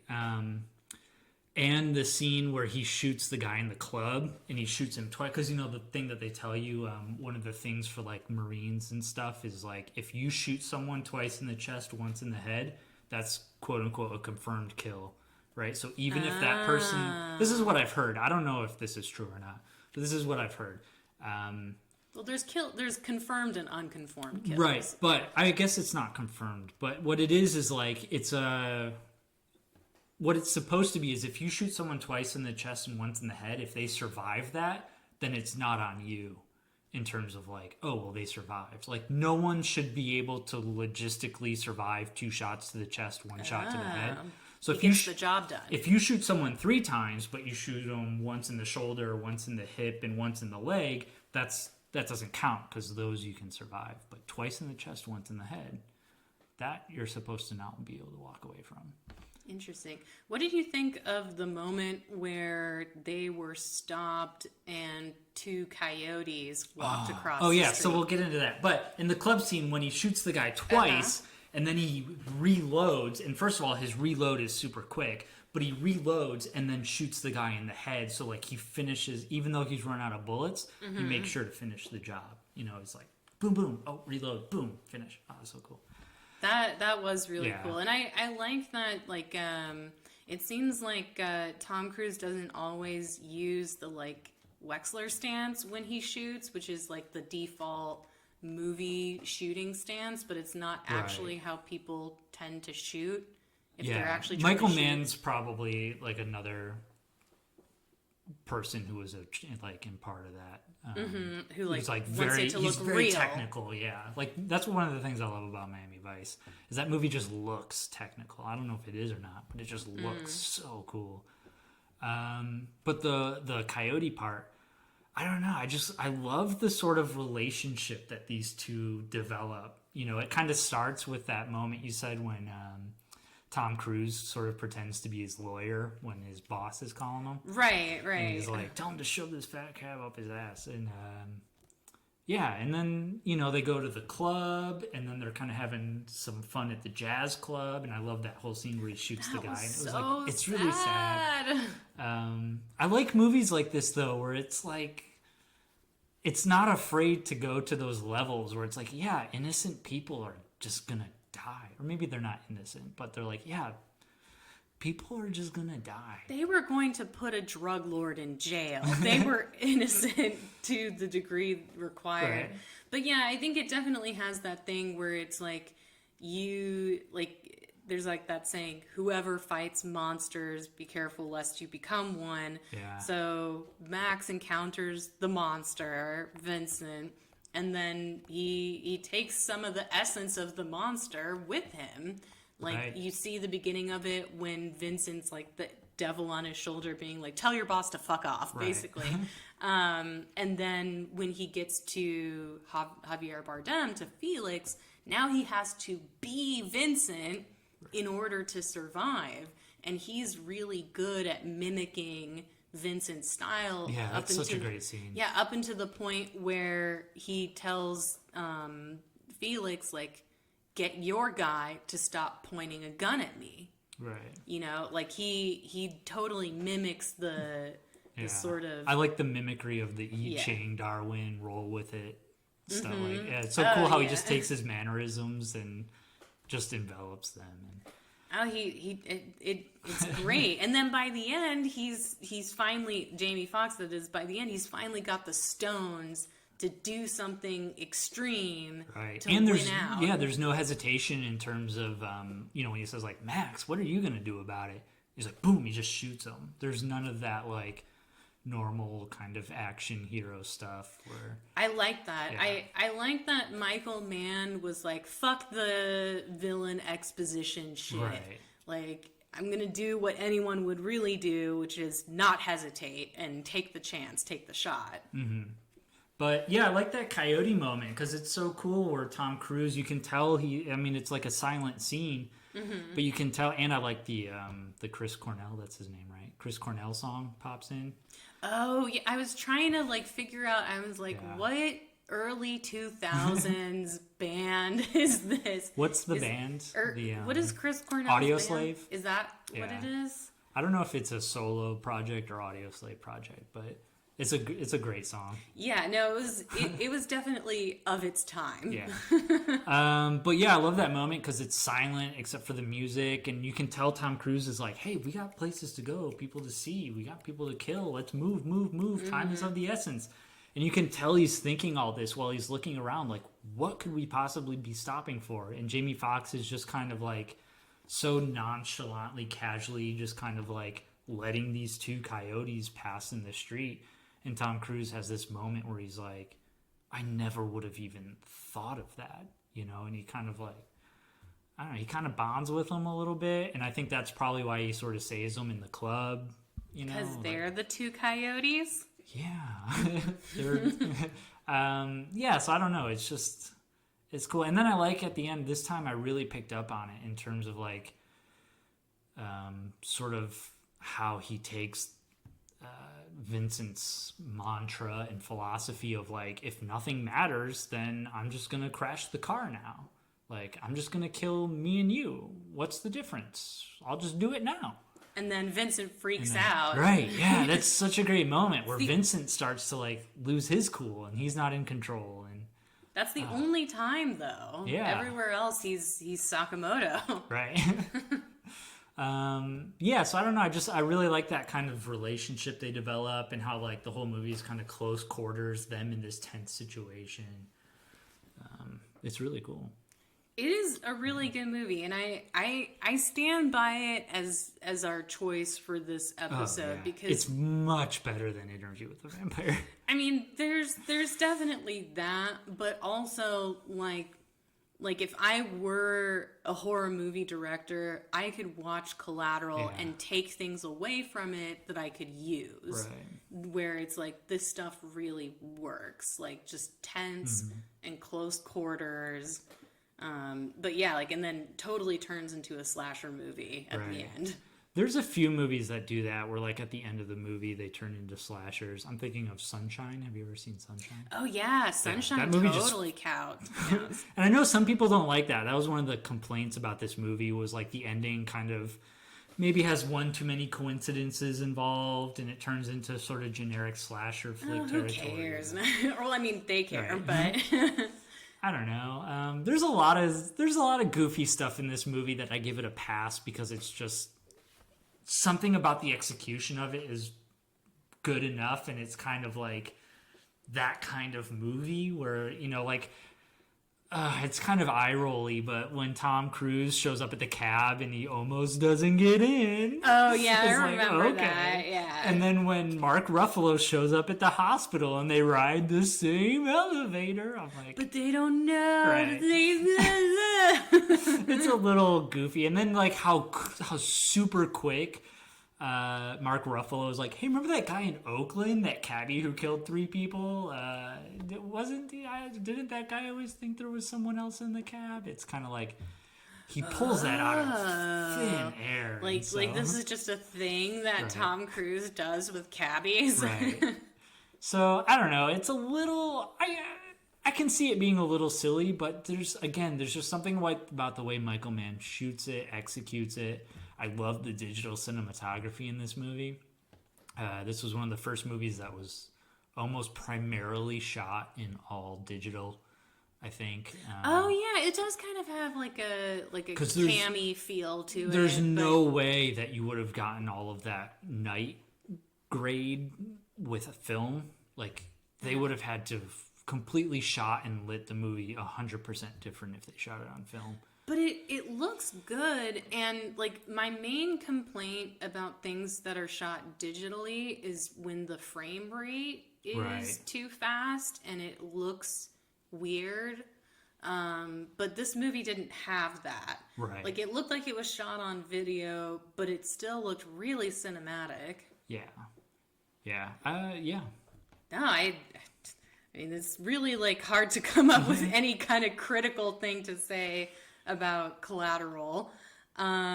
So, I mean, I feel like I already know the answer, but I still have to ask, who is your crush from Collateral? Well, I'm going to go with Peter Berg. Peter Berg? Yeah, Peter Berg. He was Fanning's partner. Why him? Because I don't know. I like Peter Berg as a director, even though he's directed some Michael Bay-ish level hoorah America's boom booms. But he's also like have you ever seen The Rundown? The With Rundown? The Rock?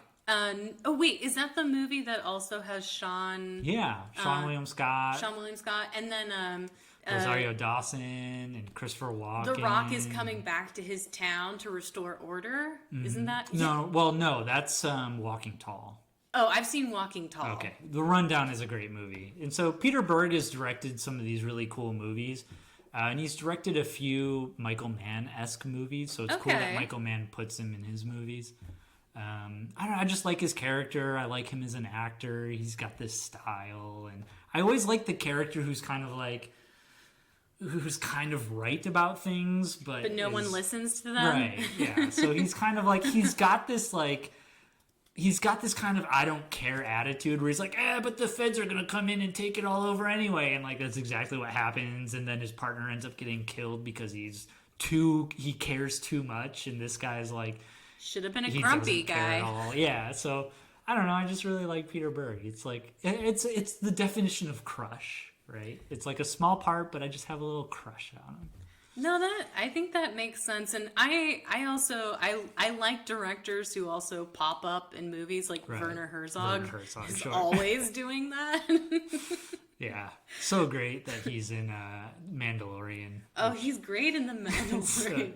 Bring me the child. But yeah, no, I could see that. Weirdly enough, I guess I'm gonna give the answer that I would have expected from you. It's Vincent. I love Vincent. Yeah. How can you not? I mean, I do, but that's like, I don't have a crush on Vincent. Like, I'm full on marriage quality level in love with Vincent. So if we're just talking about little film crushes, like, I just have a little film crush on Peter Berg in this movie.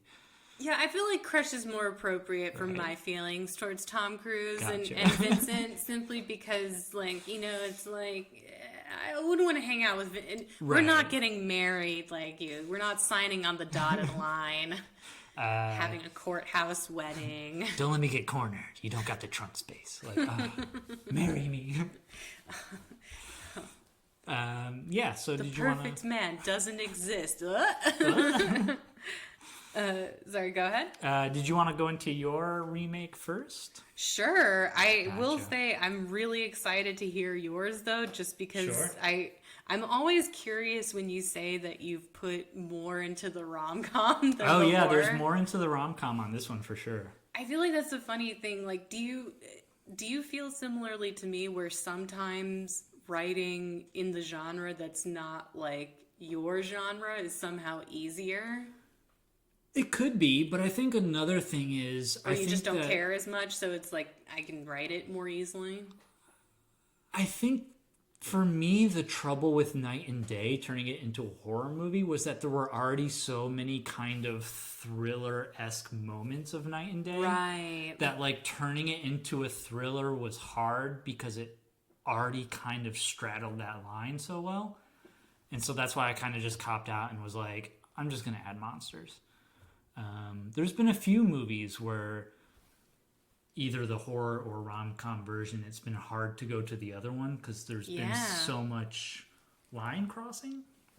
So I think that's what held me up more than anything. Interesting. Yeah, no, I've definitely noticed that where it's like some setups really lend themselves quite readily to rom-com plot. I mean, certainly in Collateral, you had the whole sequence between Annie and Max, which felt like the beginning of a rom-com. Right.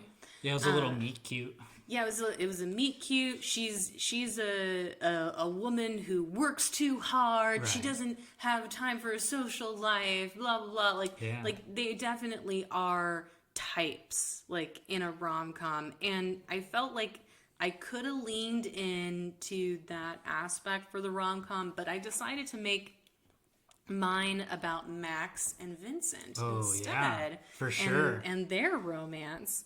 So I also will say, just to answer your question super quick, I think sometimes if you're going into a genre that isn't yours, it's easier to lean into the tropes. Whereas if it is your genre, you kind of want to be more bold and reinvent the wheel and like say something that hasn't been said. That's true. So, yeah, I think sometimes it's easier to lean into the rom-com for me because I'm like, oh, I just know the formula. I do the formula. Yes, no, I think that's true. So I decided to call this movie Write It, and I was partially inspired by the song Pony by Genuine. Okay. Which, you know, I see Vincent very much like Genuine. He's just what does he say in the look, he's like just a poor boy. No, not a poor boy. But like basically he's just looking for a partner. Someone who knows how to ride without being fallen off.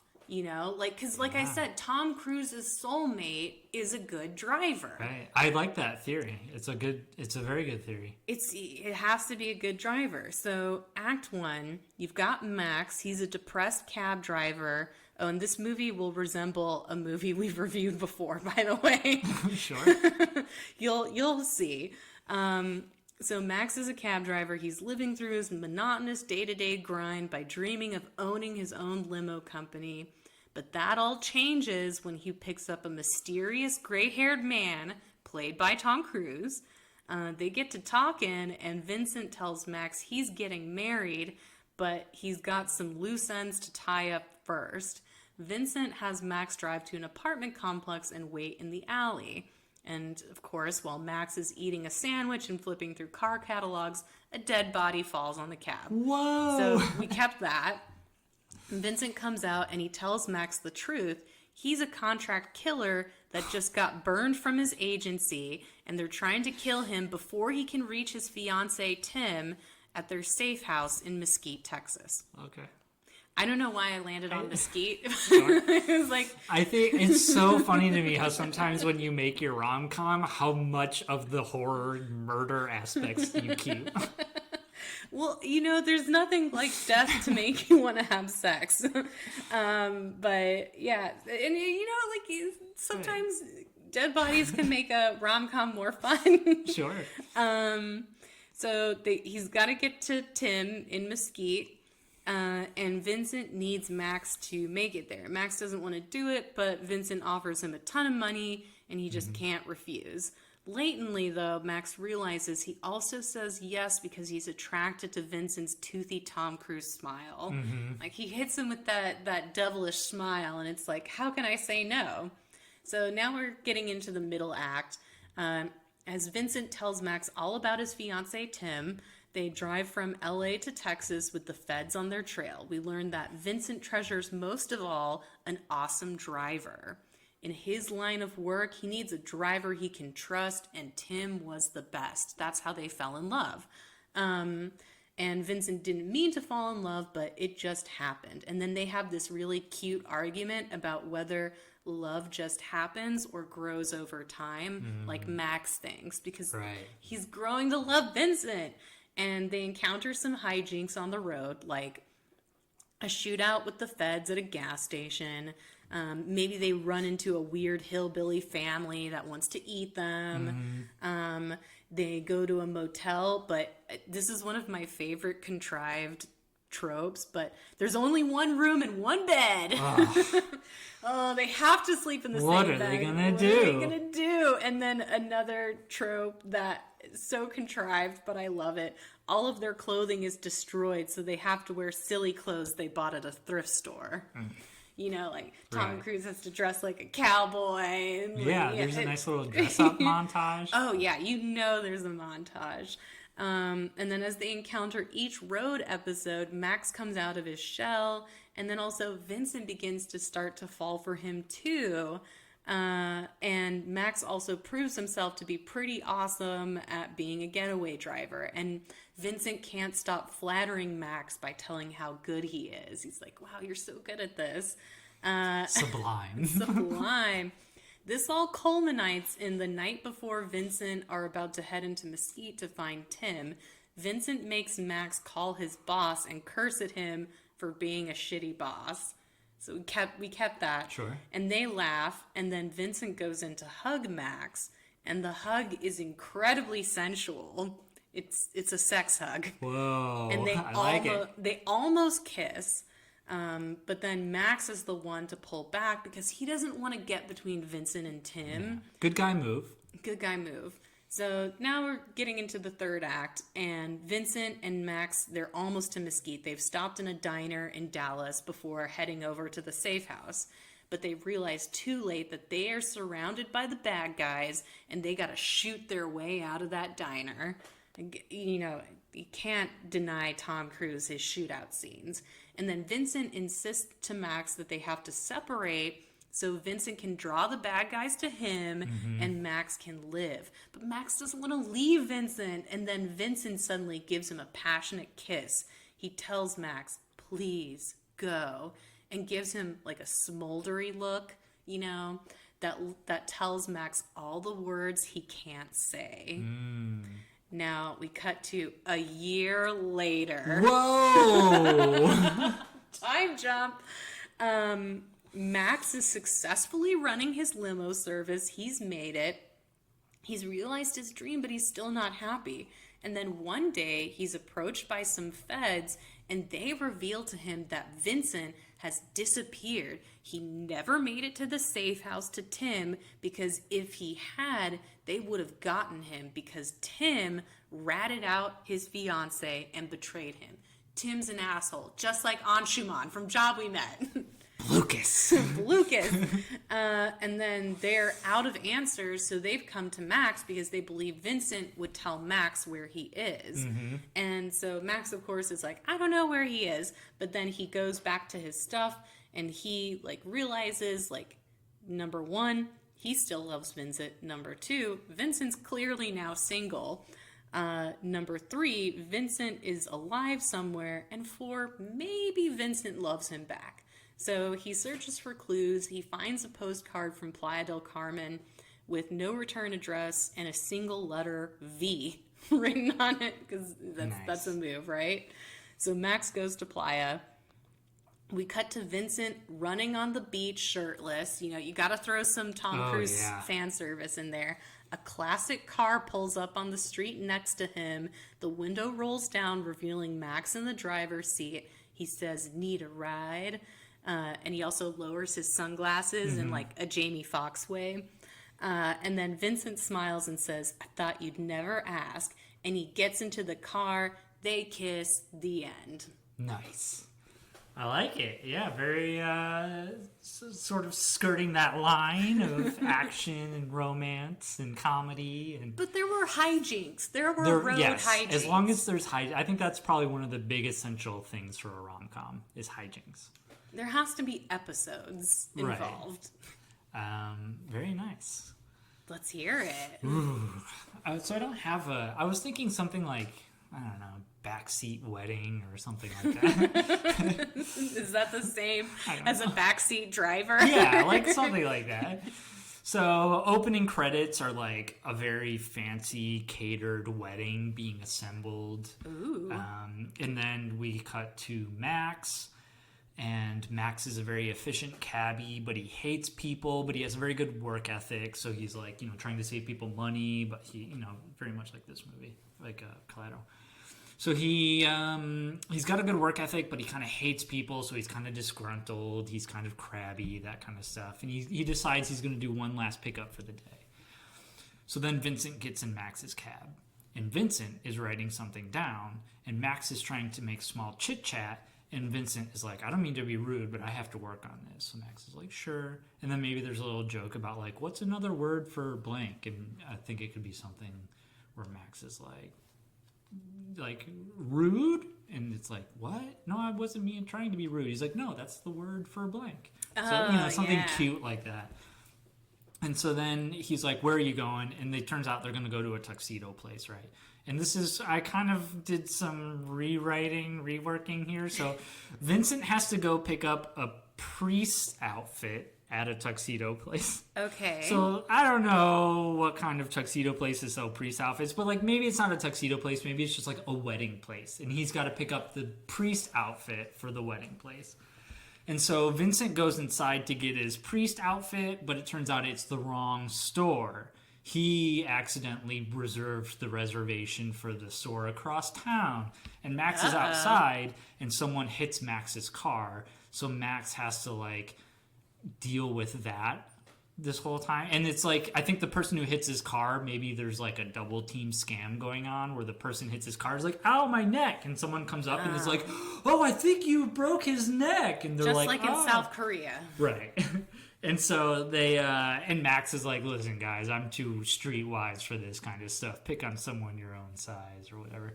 So then Vincent comes out and sees Max and begs Max to take him to another. And I'm thinking this will take place in New York instead of LA. Right, where cabs make more sense. Right. And so Vincent begs Max to take him, and Max is like, no, you were my last thing for the day. I'm trying to go home. He doesn't like people. He's in a bad mood. He just got hit by these people. He had arguments. He's like, no. So then Vincent is trying to hail a cab, but he can't do it. And then Max gets in his cab, and he sees Vincent desperately trying to hail a cab. Maybe like he hails a cab, opens the door, but someone else gets in, that old gag. Oh, yeah. And so Max is like, all right, fine, get in.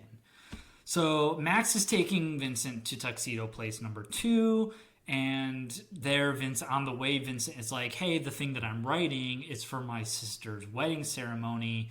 I was picked to be a last-minute fill-in to officiate the wedding. And then there's a gay pride parade that blocks them from getting to the tuxedo place. And Max is like, ugh, I hate these people. And then Vincent is like, well, actually, the reason why my family doesn't like me and the reason why that I was only picked super last minute was because I'm gay. What? Whoa. And so Vincent is gay, and he was going to be a priest before he became gay, and so he was going to be a priest, but then he dropped out of the priesthood, but he's still priesty enough to be able to officiate the wedding, and he's filling in last minute, and his family normally wouldn't want him to be at the wedding, but they need him last minute because something bad happened. So all this crazy stuff is going on, right? So then... so much pain Vincent's been through. I know. So Max is like, I hate these people, and Vincent is like, well, I'm gay. He's like, no, look, what I said before when I met, I hate these people. And he's like, no, it's okay. I'm used to it. Does he mean straight people? No. So then he's like, where am I going to get a priest outfit? And Vincent is like, or Max is like, I got you. I know that they're doing a Broadway version of Doubt. And so we're going to go to Broadway and steal a priest outfit for you. From Doubt. And so he's like... this is amazing. I would watch this movie in a heartbeat. So then Max is like, or Vincent is like, we're never going to make it in that downtown Broadway traffic. And he's like, no. I got something for you. We're going to go on a motorcycle. So they go to some like garage where Vincent knows, or I keep getting the names wrong, where Max knows the garage owner. Mm-hmm. And this motorcycle is like, maybe it's some celebrity's motorcycle. We can fit it in a celebrity cameo or something. Tom Cruise? But no, because Tom Cruise but like it could be like an right. Ocean's thing. Oh, yeah. And so Max is willing to use his taxi cab as collateral to take the motorcycle. So if anything happens to the motorcycle, Max's livelihood is at stake. So we've got some stakes going on here. And so Max and Vincent get on the motorcycle and they have to like speed through downtown traffic. So there's some cool like chase stuff going on. Gotta have a chase. Right. And then they go to Broadway and then there's like a mini heist scene, right? Because it's Tom Cruise, so we got to have a Mission Impossible. So there's a mini heist scene where Max goes up to the person who's working the door, who's like head of security at Broadway, and it's this pretty lady, and Max starts flirting with the pretty lady, and he distracts her while Vincent goes inside and steals the priest uniform, which is gonna be like really sparkly and stuff. Oh, because Doubt Because it's a Broadway musical. And so then they finally escape, and maybe there's a little chase or something. But then they get back on the motorcycle. They go back to the garage, and maybe there's like a nick on the motorcycle. And the guy's like, I don't know, I have to keep the thing. But there's some tension. But then they get back in the car and they're finally going to go to the wedding. They got everything they need. They're going to go to the wedding. But then his sister calls. And all throughout this, we're going to have little scenes of the sister who's a total bridezilla. And the family member is total, like, rich people family member, spoiled rich people stuff. And I love it. The bridezilla has a nerdy friend or something who's, like, very mousy and always gets talked over and walked over and stuff. And so the bridezilla is like, my cake was ruined. I need you guys to go pick up the backup cake, but the backup cake's truck broke down, so you need to go pick it up from the truck. It's like a whole big, we can like play into the fact that everything's going wrong, make it funny. And so then they go to the backup cake truck, but the type of frosting, maybe we can use coconut, right? The coconut frosting, since Tom Cruise loves coconut cake, Max is allergic to coconut. And he could die. Right, so he can't have the coconut cake in the car. They have to put it in the trunk. But Vincent wants to impress his sister and his family, and it has to be perfect. So he doesn't want to put it in the trunk because this is already the backup cake. So he wants to put it in the passenger seat. But Max can't have it in the passenger seat because or else he won't be able to drive because he's allergic to it. And so then they get into a little fight, and maybe Vincent is like, you're being so selfish. And it's like, so selfish? I've been driving you all around town doing all this for you. Die of anaphylactic shock. So the guy who drives the truck ends up fixing the truck, and then they end up splitting ways. They have the big breakup, because in the rom-com, you've always got to have the big breakup. Yes. So while Max is driving away, maybe like he has to slam on his brakes or something, and like a little piece of paper comes flying forward, and then he realizes that it's the speech that Vincent has been writing to officiate the wedding. No. And what's he going to do? So he reads the speech and he realizes the speech is like this super sincere speech all about family and togetherness and doing things for the ones you love and not being selfish and all this stuff. And so Vincent is like, all right, I have to go give him this speech. So he goes, and while they're at the wedding, the family is ready to start, but Vincent doesn't have it. He goes to like get the speech, and then the sister gets all upset and she's like, you ruined my big day. And then Max, boom, busts open the doors, and Max is like, no, you ruined Vincent's day. And then Max storms up the aisle, and he goes up to the bride, and he's like, you guys don't deserve Vincent. And so he pushes the bride into the cake. Right? Yeah. And so it's like, oh no, wacky slapstick comedy. And then Max kisses Vincent. In front of everyone. In front of everyone. And then Vincent is like, I thought you hated, quote unquote, those people. And he was like, yeah, I meant parade people. And he's like, wait a minute. I thought you were flirting with the lady at the Broadway show. He's like, yeah, that lady was my old beard from college. And that's how I knew that Doubt was a musical and how I could get you in, because it was like a little game we always used to play. It was like flirting. And so it's like misdirection. And so then he was gay for him after the all. whole time. Oh, I love it. And so then Max takes the flowers from the bride, and as they're walking away, Vincent or someone throws the flowers, and the nerdy girl catches them, so she gets her little moment of like, yay, I get a happy moment, because she's been walked over and yelled at the whole time. And then they go out to the street, and Max is like, let me hail us a cab or something. And Vincent is like, no, let me do it. And then, like, in the moment of, like, growth and stuff, Vincent hails a cab, which he wasn't able to do at the beginning of the movie. He hails a cab, and then the cab driver and his new beau get into the cab and make out as they drive off into the sunset. That's so sweet. Oh, I love that we both made Max and Vincent our main couple. Oh, how could we not? Oh, yeah. No, I mean, again, it's just like the whole, like, girl who works too much movie has been done so many. Like, I would have considered Annie, but it just... There's a total bromance thing going on. This whole machismo thing. Michael Mann, he's got very machismo movies. And there's this whole relationship going on between Vincent and Max. So if you're going to do a rom-com... It should be them. It should be them.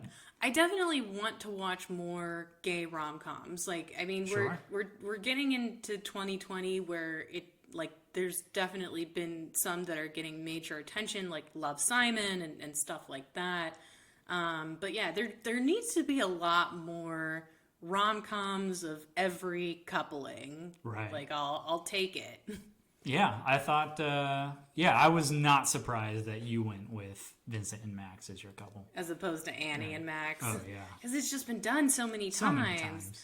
So before we wrap this up, I have to ask, since it was something we talked about when we talked about Matthew Good, do you think that Tom Cruise gives good look? Oh, who's better? Ooh, well, I don't know. I mean, it's Tom Cruise. I mean, because there's two looks. There's the romance look, which is the look that a guy gives the heroine to show that he's falling in love with her. But it's not like a male gazy look where it's like the look shows like, oh yeah, he thinks she's hot. Right. No, the look is like the look to show like he cares. Like that's the look in rom-coms. And then in horror movies, I guess you could call the look quiet menace. Sure. I don't know. So do we think, does Tom Cruise give good romance look? I think so. He might not be the best at, I don't know if he's got the greatest chemistry with Cameron Diaz. With anyone. But I think with him and Cameron Diaz in this movie, they're both so energetic and spunky, and they both know exactly what kind of movie they're in, that their energies, I don't know if they have the right kind of sexual chemistry, but they just have the right kind of energetic chemistry that I think it's passable for sure.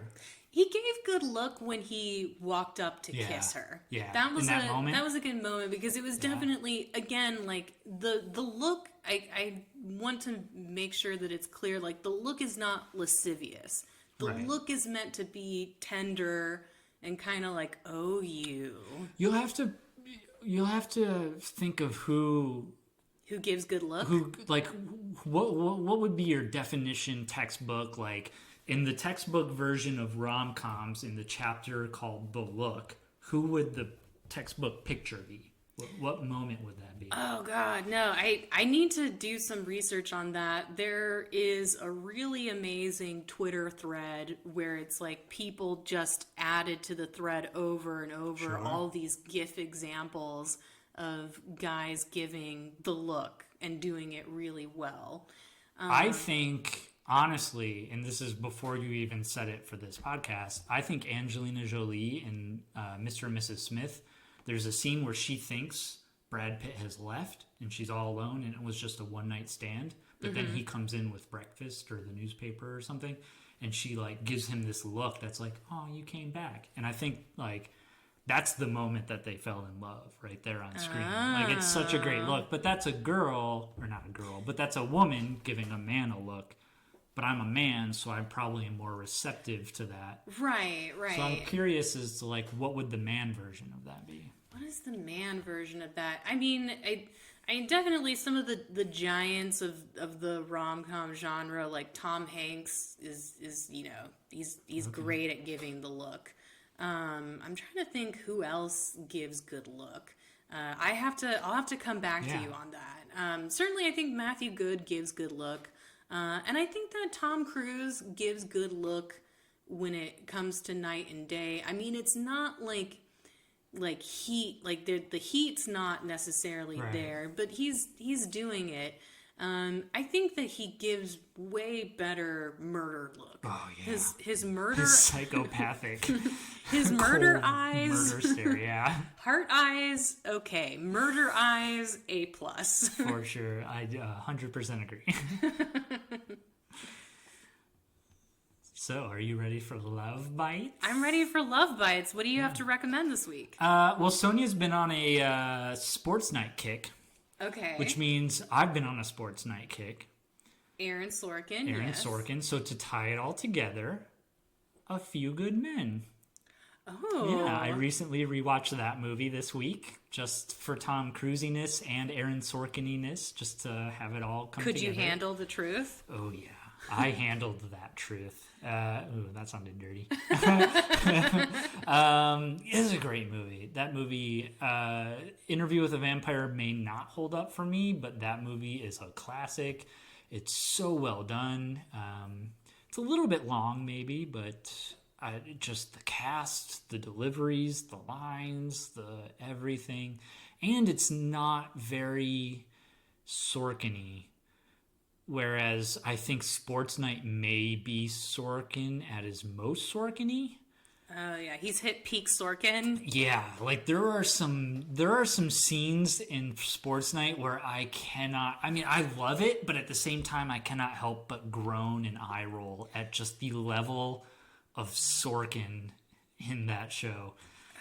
The way he writes female characters sometimes pisses me off because like I love belligerent sexual tension. I Sure. love characters who are attracted to each other and then they also bicker at the same time. And so does Aaron Sorkin. Right. But then like the way like he writes the female characters, sometimes like there's something about it that annoys me, like especially when it's like, yeah, I'm a tough talking female and I'm not going to take any of your shit anymore. Like, Well, the big thing is the female characters are always put in a position where they do something wrong, but then they always want to be held accountable for what they did wrong instead of given a second chance.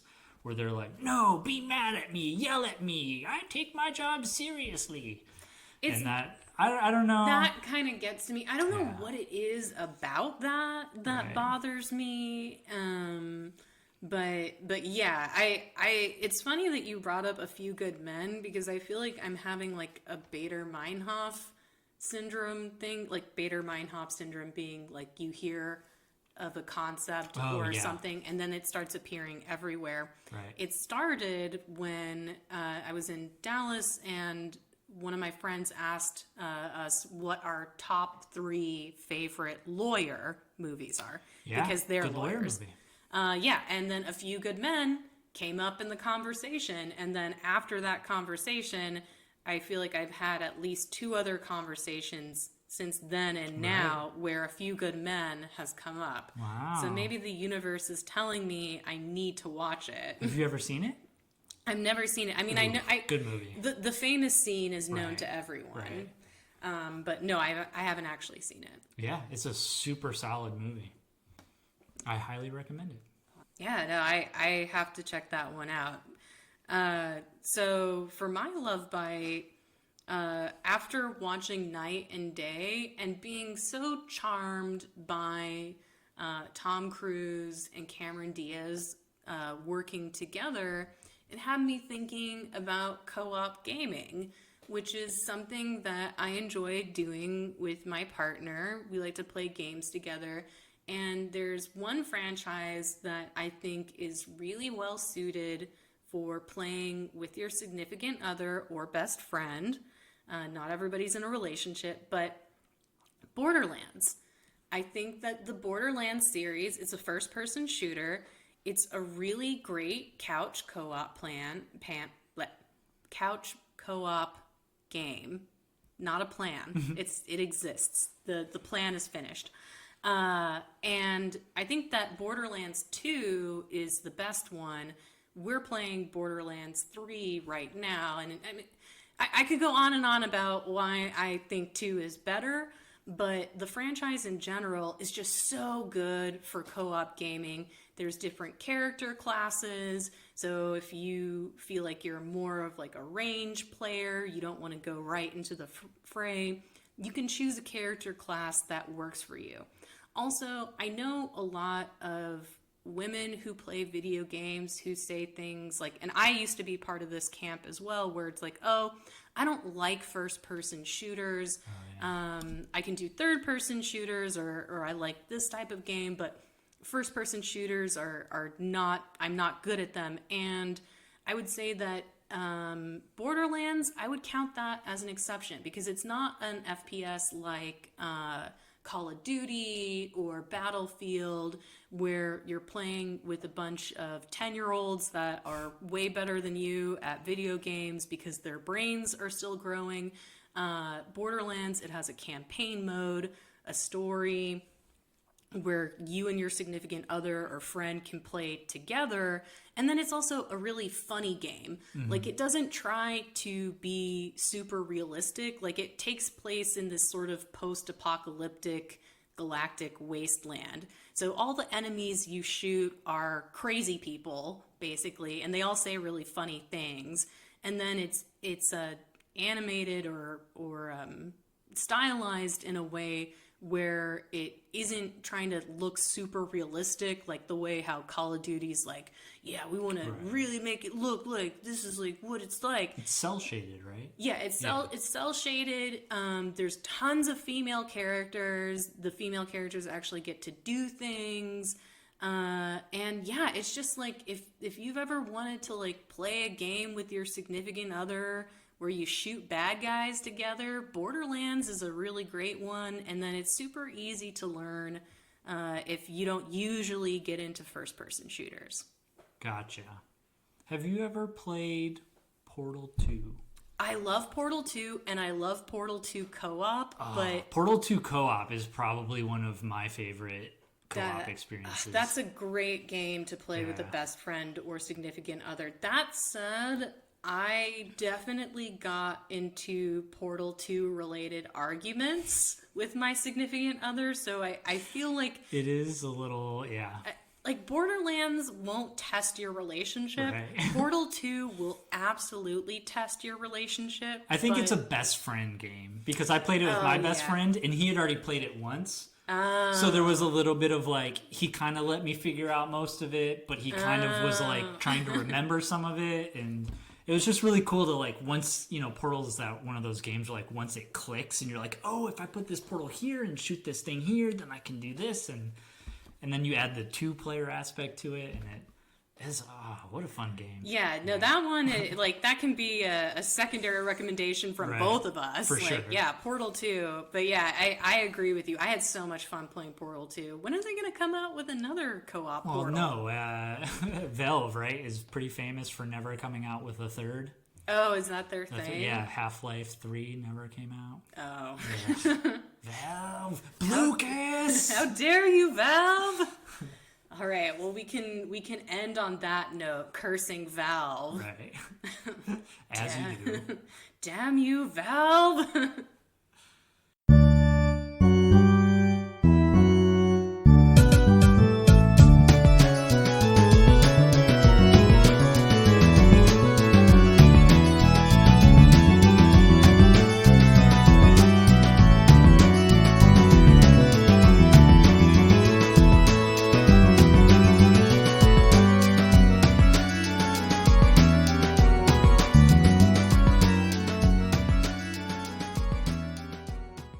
Necromancer is produced by Bret Dorman and Shira Moore. The theme song is Symphonia 3 by Kevin MacLeod on the album Oddities.